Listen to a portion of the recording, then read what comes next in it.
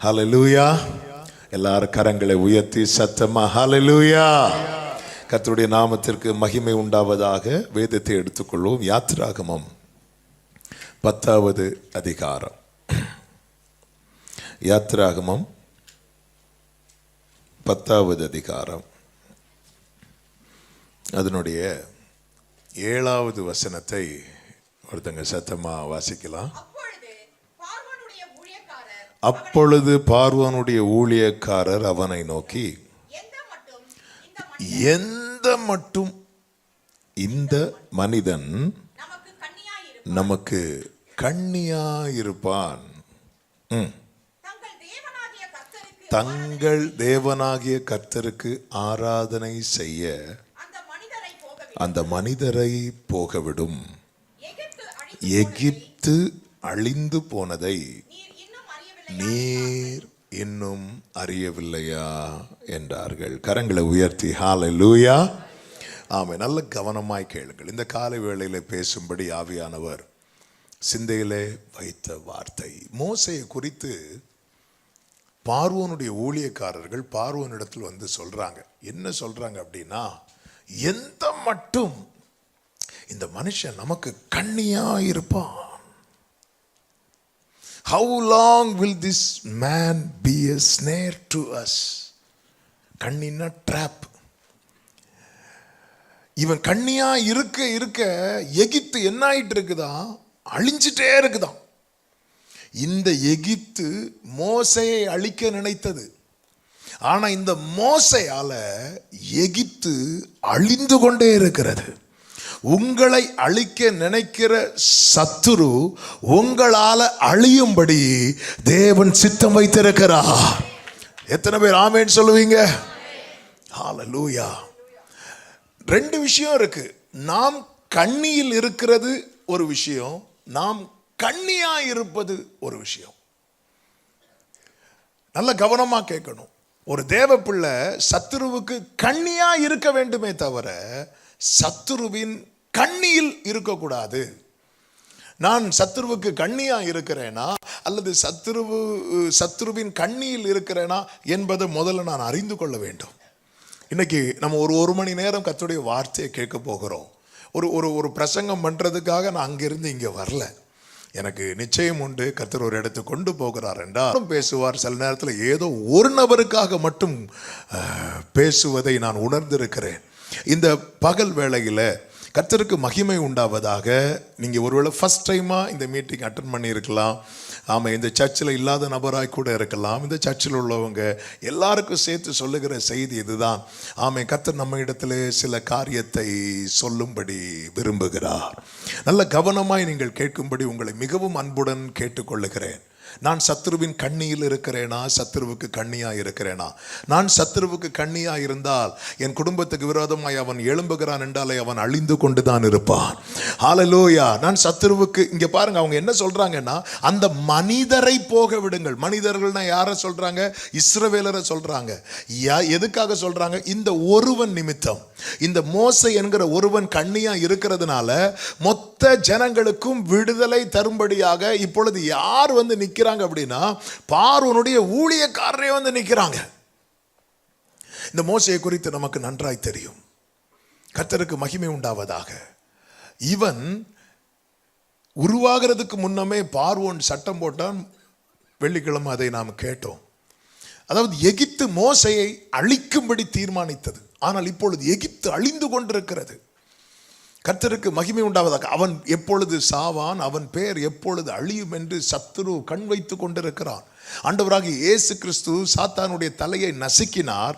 நசுக்கினது மட்டுமல்ல, பவுலை கொண்டு ரோமருக்கு எழுதும்போது என்ன எழுதுகிறார் தெரியுமா? சமாதானத்தின் தேவன் தாமே சீக்கிரமாய் சாத்தானை உங்கள் காலின் கீழே நசுக்கி போடுவார் என்று. அப்போ அந்த வேலையை நம்ம செய்யணும். கர்த்தர் நம்மை அப்படித்தான் ஏற்படுத்தி வைத்திருக்கிறார். ஆனால் சத்துரு என்ன செய்கிறான் தெரியுமா? இஸ்ரவேல் ஜனங்களை தன் கண்ணியிலே வைத்திருக்கிறான். யோசேப்பின் நாட்களிலே இஸ்ரவேலர்கள் பஞ்சத்தின் நிமித்தமாக எகிப்துக்கு போனார்கள். 70 பேராய் போனார்கள். அப்பொழுது பார்வோன் அவர்களை அடிமைப்படுத்தவில்லை. ஏன் அடிமைப்படுத்தவில்லை என்றால், பரிசுத்தத்துக்காய் வைராக்கியம் பாராட்டுகிற யோசேப்பும் கர்த்தரை சார்ந்திருக்கிற யாக்கோபும் இருந்ததுனால.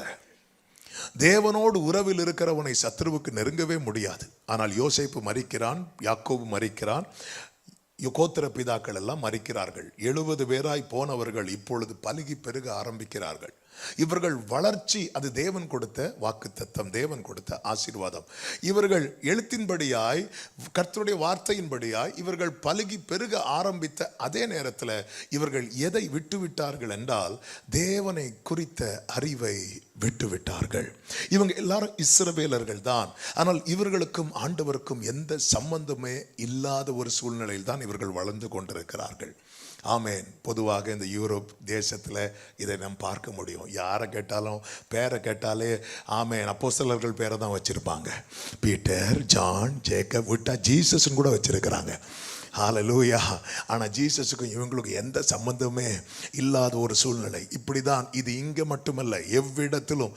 எனவே தான் நேற்று இரவு செய்தி வேளையில் ஆவியானவர் தலைமுறையை கொடுத்து பாரப்படுத்தினார். தலைமுறைகளுக்காக ஜெபிக்க வேண்டும் என்று நினைக்கவில்லை, ஆனால் செய்தி வேளையில் பரிசுத்த ஆவியானவர் அதை அதிகமாய் பாரப்படுத்தினார்.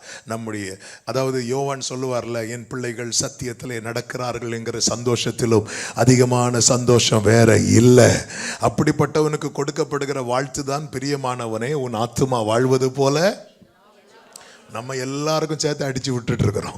உன் ஆத்துமா வாழ்வது போல. ஆத்துமா எதில் வாழும் தெரியுமா? ஆத்துமா எதில் வாழும் தெரியுமா? வேர்ட் ஆஃப் காட்ல, வார்த்தையில் தான் ஆத்துமா வாழும். உன் ஆத்துமா வாழ்வது போல நீ எல்லாவற்றிலும் வாழ்ந்து நீ சுகமாயிருக்கும்படி வேண்டுகிறேன் என்று சொல்லப்பட்டிருக்கிறது. இந்த மோசே இஸ்ரவேலருக்கு கண்ணியாய் மாறுவதற்கு முன்பதாக இஸ்ரவேலர் எப்படி எகிப்தின் கண்ணியில் அகப்பட்டார்கள் என்பதை அறிய வேண்டும். ஒரு தேவ பிள்ளை எப்பொழுது தேவனை அறிகிற அறிவை விட்டு விடுகிறானோ அவனை சத்துரு எளிதில் பிடிப்பான். இஸ்ரவேல் ஜனங்கள் இப்பொழுது பலுகி பெருக ஆரம்பிக்கும் போது யோசேப்பை அறியாத ஒரு ராஜா எகிப்திலே பார்வோனாக வந்து உட்கார்ந்து இருக்கிறான். அவன் யாரை பார்க்கிறான் என்றால், இஸ்ரவேலரை பார்க்குறாங்க. என்னடா இது, கொஞ்சமாக இருந்த ஜனங்க பலுகி பெருக ஆரம்பிச்சிட்டாங்க, இவங்களை இப்படி விடக்கூடாது என்று சொல்லி அவன் என்ன செய்கிறான்? யாத்திராகமம் 1:10 வாசியுங்கள். யாத்திராகமம் 1வது அதிகாரம் 10வது வசனம். இந்த வேர்டை கவனிக்கணும். கண்ணியில் நான் இருக்கிறேனா இல்லையா என்பதை அறிந்து கொள்ள கர்த்தர் அழகா இந்த வார்த்தையை எழுதி வைத்திருக்கிறார் பாருங்கள். பார்வோனுடைய ட்ராப் என்ன, அவனுடைய பிளான் என்ன? அவர்கள் பெருகாதபடிக்கும். அடுத்த வார்த்தை, ஒரு யுத்தம் உண்டானால் அவர்களும்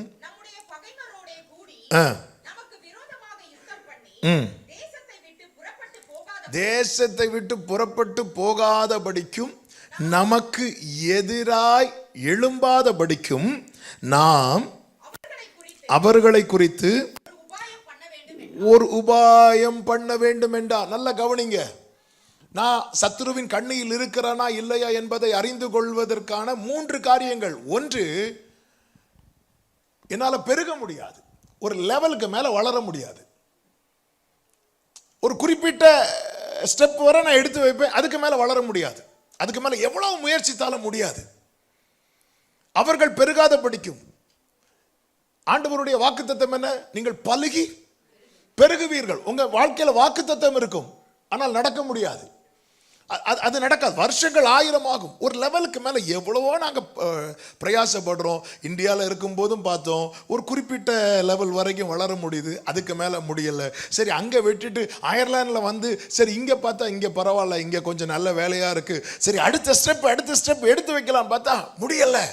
ஏன் முடியலை? இதுக்கு பின்னாக ஒருவன் தந்திரமாய் செயல்பட்டு கொண்டிருக்கிறான்.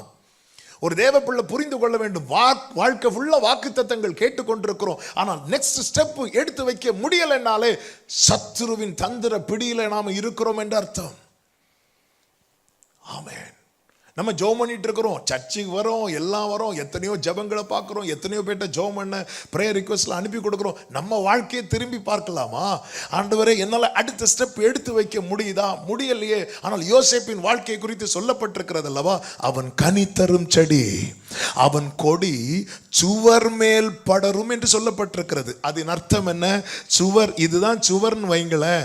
யோசேப்புக்கு முன்னாக தடையாய் சத்துரு இப்படி ஒரு சுவரை வச்சிருந்தானா, அதர் கொடி அதுக்கு மேலதான் இருக்கும்.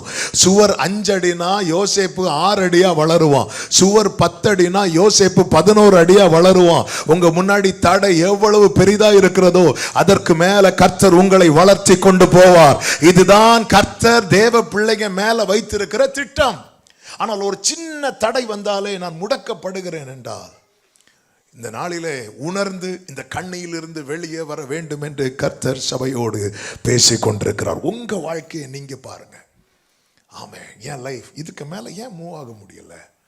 ஹல்லேலூயா. சில பிள்ளைங்க சொல்லுவாங்க, சின்ன வயசுலேயே அது ஸ்டார்ட் ஆகும், பார்த்துருக்கீங்களா? சில பிள்ளைங்க நான் எவ்வளவு படித்தாலும் எனக்கு மைண்டில் ஏற மாட்டேங்குது அப்படின்னு சொல்லுவாங்க. சில படிக்காமலே சொல்லுவாங்க, அவங்கள விட்டுருவோம். ஆமாம், நான் எவ்வளோ படித்தாலும் எனக்கு மைண்ட்லேயே ஏற மாட்டேங்குது. எவ்வளோ முயற்சி பண்ணுறாங்க, முடிய மாட்டேங்குது. ஏன்? ஆண்டவர் ஒருவனை சிறந்தவனாகவும் இன்னொருவனை தாழ்ந்தவன் அப்படியே படைத்தார் அல்லவே? தேவன் மனிதனை செம்மையானவனாகவே படைத்தார். அப்படிதான் பைபிள்ல இருக்கு. ஆமென். தேவன் மனிதனை எல்லாம் நல்லா தான் படைத்திருக்கிறார். நம்முடைய வாழ்க்கையில ஏன் நெக்ஸ்ட் ஸ்டெப் எடுத்து வைக்க முடியல? அவர்கள் பெருகாத படிக்கும். நீங்க ஒரு லெவல் வரைக்கும் இருக்கலாம். அதுக்கு மேல இன்னும் சொல்ல வேண்டுமானால், இந்த இஸ்ரவேல் ஜனங்கள் 70 பேரை போனாங்கல்ல, இவங்க அந்த 70 மேக்சிமம் ஒரு 100 அந்த எண்ணக்கூடிய அளவுக்கு இவங்க இருந்திருப்பாங்கன்னா இவங்களுக்கு பிரச்சனை இல்லை. இவங்க இப்போ என்ன ஆகுறாங்கன்னா வளர ஆரம்பிக்கிறாங்க. என்னைக்குமே புரிந்து கொள்ளுங்கள், உங்களுடைய வளர்ச்சியை பரலோகம் விரும்புகிறது. பரலோகம் எதை விரும்புகிறதோ அதை பாதாளம் வெறுக்கிறது. ஆமென். நான் இந்த வேர்டை ரிப்பீட் பண்றேன். பரலோகம் எதை விரும்புகிறதோ அதை பாதாளம் வெறுக்கிறது. அதனால அவன் என்ன செய்கிறான் தெரியுமா? கன்னி பறவைகளுக்கு வேடர்கள் ஏன் வைக்கிறார்கள் தெரியுமா? அது பறக்கிறது இவனுக்கு பிடிக்கல, அதை சாப்பிடணும். வலை விரிக்கிறான், கண்ணி வைக்கிறான். கண்ணியில் அகப்பட்ட பறவைக்கு அதுவரை பறக்க முடிந்தது, அதன் மேல பறக்க முடியுமா? இல்லை. இந்த கண்ணியில எதுதான் அகப்படும் தெரியுமா? பறக்கிற பறவை தான் அகப்படும். பறக்கிற கூட்டில் தாயின் அரவணைப்பில் இருக்கிற குஞ்சுகள் அகப்படாது. அது மறைவான இடத்துல இருக்கும், பாதுகாப்பா இருக்கும். எப்பொழுது அந்த குஞ்சுகள் செட்டைகளை விரித்து பறக்க ஆரம்பிக்கிறதோ வேடன் எல்லாம் ரெடியா இருப்பான். ஒன்று அம்பை வைத்திருப்பான் அல்லது கண்ணியை வைத்து அதற்கு மேல நிறைய தானியங்களை தூவி இருப்பான். எகிப்திலே தானியங்கள் இருந்தது, மறைவாக கண்ணியும் இருந்தது. முற்பிதாக்கள் அதில் அகப்படவில்லை, அவர்கள் தேவனோடு உறவில் உறுதியாக இருந்தார்கள். ஆனால் அடுத்த தலைமுறையினர் பலுகி பெருகுனாங்க. யோசேப்பு, அதாவது யாக்கோபு கோத்திர பிதாக்கள் காலத்துல வசதி இல்லை, ஆனால் தலைமுறைகளுக்கு நல்ல வசதி இருக்கு. ஆனால் அவர்களுக்குள்ளே தேவனை குறித்த அறிவும் இருந்தது, தேவனுக்கு பயப்படுகிற பயம் இருந்தது. ஆனால் இவர்களுக்குள்ளே எல்லா தேவனிடத்திலிருந்து பெற்றுக்கொண்ட நன்மைகள் இருக்கிறது, ஆனால் தேவனை குறித்த அறிவில்லை. அவர்கள் பெருகாத படிக்கும். என்னால் அடுத்த ஸ்டெப் இத்தனை வருஷம் ஆகுது, என்னால் அடுத்த ஸ்டெப் எடுத்து வைக்க முடியல. என்னாலே புரிந்து கொள்ள வேண்டும், ஏதோ ஒரு கட்டு இருக்கிறது, ஏதோ ஒரு கண்ணி இருக்கிறது, இதுல இருந்து நான் வெளியே வரணும். இந்த பகல் வேளையில் நான் நம்புகிறேன், நீங்க உண்மையில உணர்வீங்கன்னா இங்க இருந்து போகும்போது தாவீது பாடினானே, கண்ணி தெரித்தது நான் தப்பினோ. எத்தனை பேர் அதை விரும்புறீங்க? கைகளை உயர்த்தி சத்தம் ஆமென் சொல்லுங்க பார்க்கலாம். ஹல்லேலூயா. அடுத்து அங்க என்ன சொல்லப்பட்டிருக்கிறது தெரியுமா? ஆமென். 10வது வசனத்திலே சொல்லப்பட்டிருக்கிறது. ஆமென். அந்த வசனத்தை ஒரு விசை கூட பாருங்கள். ஒரு யுத்தம் உண்டானால் அவர்கள் நமக்கு விரோதமா யுத்தம் பண்ணாதபடி. அதாவது என்னால எதிர்க்க முடியல, சத்துருவை எதிர்க்க முடியல. ஒரு பிரச்சனை நமக்கு தெரியுது, ஆவிக்குரிய போராட்டம் வருதுன்னு தெரியுது, ஆனா என்னால ஜெபம் பண்ணி அதை மேற்கொள்ள முடியவில்லை. கண்ணியில் இருக்கிறவனுக்கு மேற்கொள்ள முடியாது, கெஞ்சதான் முடியும். சிம்சோன் பாருங்கள், சத்துருவின் பிடியில் இருக்கிறது வரைக்கும், பிடிக்குள்ள அகப்படுறது வரைக்கும் சிம்சோன் கேட்டாலே பெலிஸ்தியர்லாம் நடுங்குவான். ஆனா சத்துரு பிடிச்சான் பாத்தீங்களா? சத்துருவின் பிடியில சிம்சோன் மாற்றினதுமே சிம்சோனை யாராக்கிட்டாங்க தெரியுமா? டாய் ஆக்கிட்டாங்க. வேடிக்கை காட்டுகிறவனாய் மாற்றி விட்டார்கள். கண்ணியில் இருக்கிறவனை வச்சு சத்துரு விளையாடிட்டே இருப்பான். புரியும்படி சொல்றேன். சர்க்கஸ் பார்த்துருக்கீங்களா? சர்க்கஸ் இப்போ நான் காட்ட போகிறது கிடையாது. இந்த சர்க்கஸ்ல எல்லாம் நீங்கள் கவனிச்சிங்கன்னா தெரியும். இப்போல்லாம் எப்படின்னு தெரில, இப்போ கிடையாது, இப்போ இருக்குது. ஆனால் நாங்கள் சின்ன வயசில் இருக்கும்போது இந்த சிங்கத்தெல்லாம் கொண்டு வருவாங்க. சிங்கம், புலி இதெல்லாம் கொண்டு வருவாங்க. இதை காட்டுறதுக்குன்னு எங்களை ஸ்கூல்லேருந்து கூட்டிகிட்டு போவாங்க. ஒரு 5 ரூபா டிக்கெட். அப்படி கேலரியில் போய் உக்காந்துருப்போம், அப்படி வெயிட் பண்ணிகிட்டு இருப்போம். சர்க்கஸ் ஷோ ஸ்டார்ட் ஆகும். ஸ்டார்ட் ஆகும்போது ஒவ்வொரு ஷோவாக நடக்கும். நாங்கள் எல்லாம் ரொம்ப எதிர்பார்த்து கொண்டிருப்பது எதை பார்க்க தெரியுமா? சிங்கத்தை பார்க்க. அப்படி அப்படி சிங்கத்தை கொண்டு வரதுக்கு முன்னாடி ஃபுல்லாக கிரில் வச்சு க்ளோஸ் பண்ணிடுவாங்க. க்ளோஸ் பண்ணிவிட்டு அப்புறம் அப்படியே கொண்டு வருவாங்க பாருங்கள். ஒரு 3-4 சிங்கம் வரும். உண்மையிலே சிங்கம்தான். அதுக்கு கண், அதே மூக்கு எல்லாம் ரைட்டு தான். மியாவுலாம் சத்தம் போடாது. சிங்கம் எப்படி சத்தம் போடும் அப்படியே பார்த்துட்டே இருப்போம் பாருங்கள். அது சிங்கம்னாலே ஒரு கம்பீரம் தானே. அப்படி வந்து நிற்கும்போது சென்டரில் ஒருத்தர், இப்படி ஒல்லியாக ஒருத்தர், ஆமாம், இடுப்புக்கு மேலே பெல்ட்டு போட்டு ஒரு 4 சுற்றி ஒரு சின்ன டையும் கட்டிட்டு கையில் ஒரு குச்சி வச்சுருப்பார். அப்படி குச்சி வச்சுட்டு இப்படிம்பார் பாருங்க. ஒரு சிங்கம் அப்படி ஜம்ப் பண்ணும். குச்சி வச்சுட்டு இப்படிம்பார் பாருங்க. இன்னொரு சிங்கம் போய் அப்படி உக்காந்துருக்கும். ஆமேன். சிங்கம் காட்டுக்கு யாரு? ஆனால் அதே ராஜா சர்க்கஸ் கூடாரத்துக்குள்ள கோமாளி. அதே ராஜா தான், அதே சிங்கம். ஒரு இடத்துல ராஜாவா இருக்கு, இன்னொரு இடத்துல எப்படி இருக்கு தெரியுமா? கோமாளியா இருக்கு. இதுதான் சத்துருவின் தந்திரம். எப்படிங்க இருக்கும்? இப்போ இந்த ஒருத்தர் ஒல்லியா குச்சி வச்சு இப்படி இப்படி காட்டிட்டு இருக்கிறார்ல, இவரை காட்டில் இருக்கிற சிங்கத்துக்கு முன்னாடி கொண்டு போய் விடுங்க. அதே குச்சியை கையில் கொடுங்க. இப்போ காட்டுன்னு சொல்லுங்க, நீங்கள் அவரை தேடியும் காணாதிருப்பீர்கள். அவ்வளோதான். எப்போ விழுங்குச்சின்னே தெரியாது, அவ்வளோதான். ஆனால் இடம் மாறினதும் அடையாளம் மாறிச்சு பார்த்தீங்களா? இஸ்ரவேலே உனக்கு ஒப்பானவன் யார்? இதுதான் அடையாளம். ஆனால் நீ இப்போ இங்கிருந்து கெஞ்சிட்டு இருக்கிற, பார்வோன்ட்ட ஒவ்வொன்றுக்கா கெஞ்சிட்டு இருக்கிற, வக்கியோலுக்கு கெஞ்சுற, ஒவ்வொன்றுக்காய் கெஞ்சி கொண்டிருக்கிறாய். உன் மேல இருக்கிற அடையாளத்தை அவன் அழித்து விட்டானே. சிம்சோனை பாருங்க. சிம்சோன் கேட்டாலே பெலிஸ்தியர் ஓடுவாங்க. ஆனால் சத்துரு அழகாய் ஒரு வலை விரிக்கிறான். முதல் விசை எஸ்கேப் ஆனா, 2வது விசை எஸ்கேப் ஆனா, 3வது விசை எஸ்கேப் ஆனா. சத்துரு எப்படிப்பட்டவன் தெரியுமா? அவன் திரும்ப திரும்ப வருவான். இயேசு அப்பாலே போ சாத்தானேன்னு கடிந்து சொன்னதுக்கு அப்புறம் பைபிள்ல இருக்கு, அவன் சில காலம், அதாவது சூடு, சொரணை, வெக்கம், மானம், ரோஷம் ஒண்ணுமே இல்லாதவன் யார் தெரியுமா? பிசாசு. அவன் அப்பாலே போனாலும் அவன் கொஞ்சம் தூரம் போயிட்டு திரும்ப வரும். அவன் திரும்ப திரும்ப, அதாவது முடிவு தோல்வி என தெரிந்தவனே முயற்சிக்கிறான் என்றால், முடிவு ஜெயம் என்று தெரிந்த சபையே நீ அசதியா இருக்க கூடாது. ஆமேன் சொல்லுங்க பார்க்கலாம். அவ்வளவுதான். சிம்சோனை பிடிச்சிட்டாங்க. முதல்ல எங்க கை வச்சாங்க நினைக்கிறீங்க? ஸ்ட்ரெங்க்ல கை வைக்கிறாங்க. சிம்சோனுடைய ஸ்ட்ரெங்க் எங்க இருக்கு தெரியுமா? முடியல இருக்கு. அதனால ஸ்ட்ரெங்க்ல கை வச்சாங்க. 2வது எங்க கை வச்சாங்க தெரியுமா? விஷன்ல கை வைக்கிறாங்க. கண்ணியில ஒருத்தன் அகப்பட்டானா அவன் ஸ்ட்ரெங்க் அவுட், அவன் விஷன் அவுட். அதனாலதான் ஆவியில ஆரம்பம் பண்ணின அநேகர் மாம்சத்துல முடிகிறாங்க. விஷன்ல கை வைக்கிறாங்க, அவன் கண்ணில் கை வைக்கிறாங்க. அடுத்து எங்க கை வச்சாங்க தெரியுமா? அவன் அடையாளத்துல கை வச்சாங்க. அவன் அடையாளம் என்ன? ஆமென், இவன் இஸ்ரவேலுக்கு ரட்சகன், இஸ்ரவேலின் நியாயாதிபதி. இதுதான் அடையாளம். இப்போ பெலிஸ்தியர் சொல்றாங்க, போர் அடிக்குது, சிம்சோனை கூட்டிட்டு வா. அவன் மட்டும் இந்த டிராப்ல அகப்படாம இருந்திருப்பானா? அவன் போர் அடிக்குதுன்னு இவங்க கூடி இருக்கும்போது சிம்சோன் சொன்னாலே எல்லாரும் துண்டை காணும், துணியை காணும்னு ஓடி இருப்பாங்க. இதுதான் அடையாளம். இந்த அடையாளம் எங்கே மாறினது? எப்படி மாறினது? ஆமென். அசதியாய் கொஞ்சம் லூஸ் பண்ணிட்டோம், விட்டுட்டோம். தேவனை அறிகிற அறிவை விட்டு விட்டோம். சத்துரு தந்திரம் பண்ணுகிறான், அவன் வலை விரிக்கிறான் நம்மை அறியாமலே. அதனாலதான் வேதம் சொல்லுகிறது, பேதை நெடுக போய் தண்டிக்கப்படுகிறான். ஒரு தேவ பிள்ளை புரிந்து கொள்ள வேண்டும். இன்னைக்கு ஒரு சின்ன பிரச்சனை ஃபேஸ் பண்ண முடியல. ஹல்லேலூயா. ஒரு சின்ன காரியத்தை எதிர்கொள்ள முடியல. நமக்கு இன்னொருத்தங்களுடைய பிரேயர் சப்போர்ட் தான் எப்பொழுதுமே தேவைப்படுகிறது. தேவைதான். நீதிமான்களுடைய ஊக்கமான ஜெபம் மிகுந்த பலன் உள்ளது. அதுக்கு தான் கர்த்தர் சபையை வைத்திருக்கிறார், சபை ஐக்கியத்தை வைத்திருக்கிறார். ஆனா என்னால வாழ்க்கை ஃபுல்லாவே ஜெபிக்கவே முடியவில்லை என்றால் நான் டிராப்ல இருக்கேன்னு தான் அர்த்தம். ஆமா, என்னால வாழ்க்கை ஃபுல்லாவே ஜெபிக்க முடியவில்லை. வீட்டில் ஒரு போராட்டம் நடக்குது, நல்லா போயிட்டு இருந்த ஃபேமிலிக்குள்ள ஒரு சமாதான குலைச்சல் வருகிறது. நம்ம மாம்சீகமாக தானே யோசிச்சுட்டு இருக்கோம், நீ தான் காரணம்னு.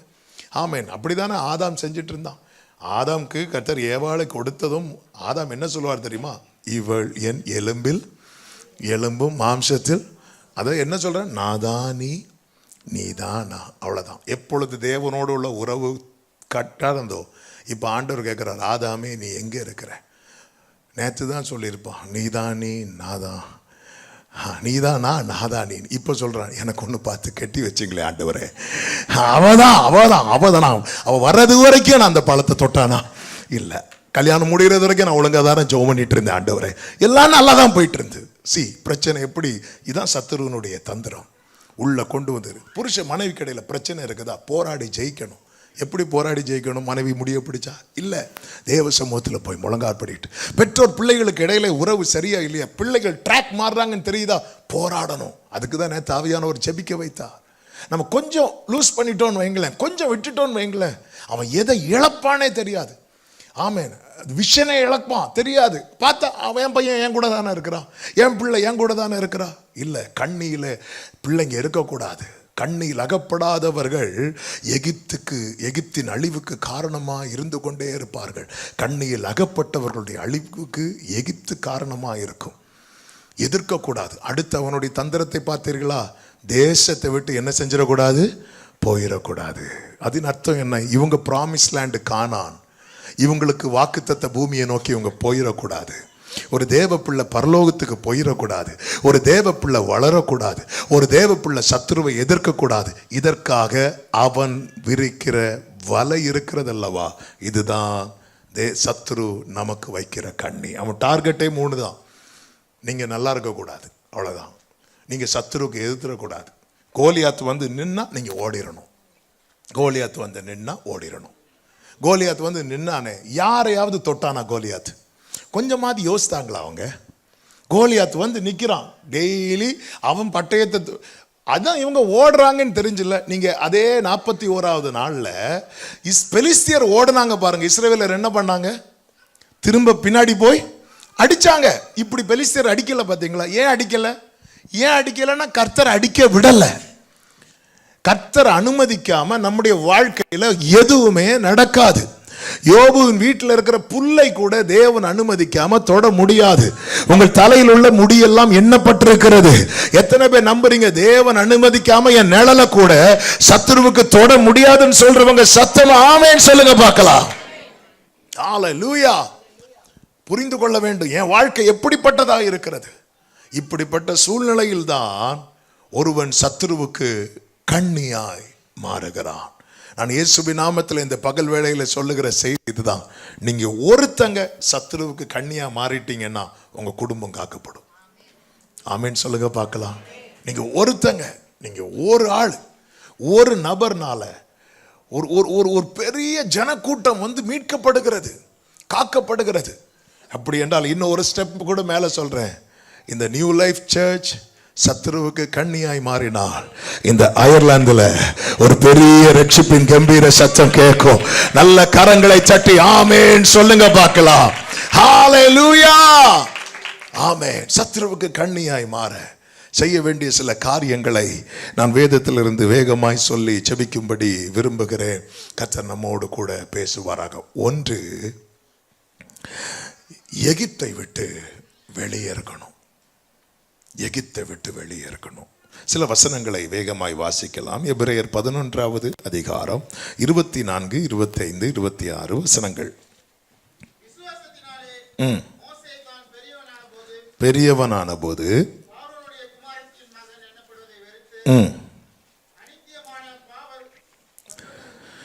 பாவ சந்தோஷங்களை அனுபவிப்பதை பார்க்கலும் தேவனுடைய ஜனங்களுடைய துன்பத்தை அனுபவிப்பதையே தெரிந்து கொண்டு இனி வரும் பலன் மேல் நோக்கமா இருந்து எகிப்தில் உள்ள பொக்கிஷங்களிலும் கிறிஸ்துவ நிமித்தம் வரும் நிந்தையை அதிக பாக்கியம் என்று எண்ணினான். 27 வாசிங்க. அதரிசனமானவரை தரிசிக்கிறது போல உறுதியா இருந்து பயப்படாமல் எகிப்தை விட்டு போனான். இந்த எகிப்து என்பது எதை காண்பிக்கிறது என்றால் அடிமைத்தனம். நீங்கள் நல்லா கவனிச்சிங்கன்னா தெரியும். இஸ்ரவேலரும் எகிப்தில் தான் இருந்தாங்க, மோசே எகிப்தில் தான் இருந்தார். இஸ்ரவேலரை விட எகிப்தின் வாசனை யார்கிட்ட தான் அதிகமாக இருக்கும்படியான சூழ்நிலை இருந்தது என்றால் மோசே கிட்ட. மோசே எகிப்திலே எகிப்தின் அதுவும் அரண்மனையிலே வளர்ந்தாலும் அவன் யாராக வளரல தெரியுமா? எகிப்தியனாக வளரல. சத்துருவுக்கு கண்ணியா மாறணும்னா இதுல ரொம்ப ஜாக்கிரதையா இருக்கணும். அவன் எகிப்தில் தான் வளர்ந்தான், ஆனால் எகிப்தியனாக வளரவில்லை. நாம் இந்த பொல்லாத பாவம் நிறைந்த உலகத்தில் தான் இருக்கிறோம்.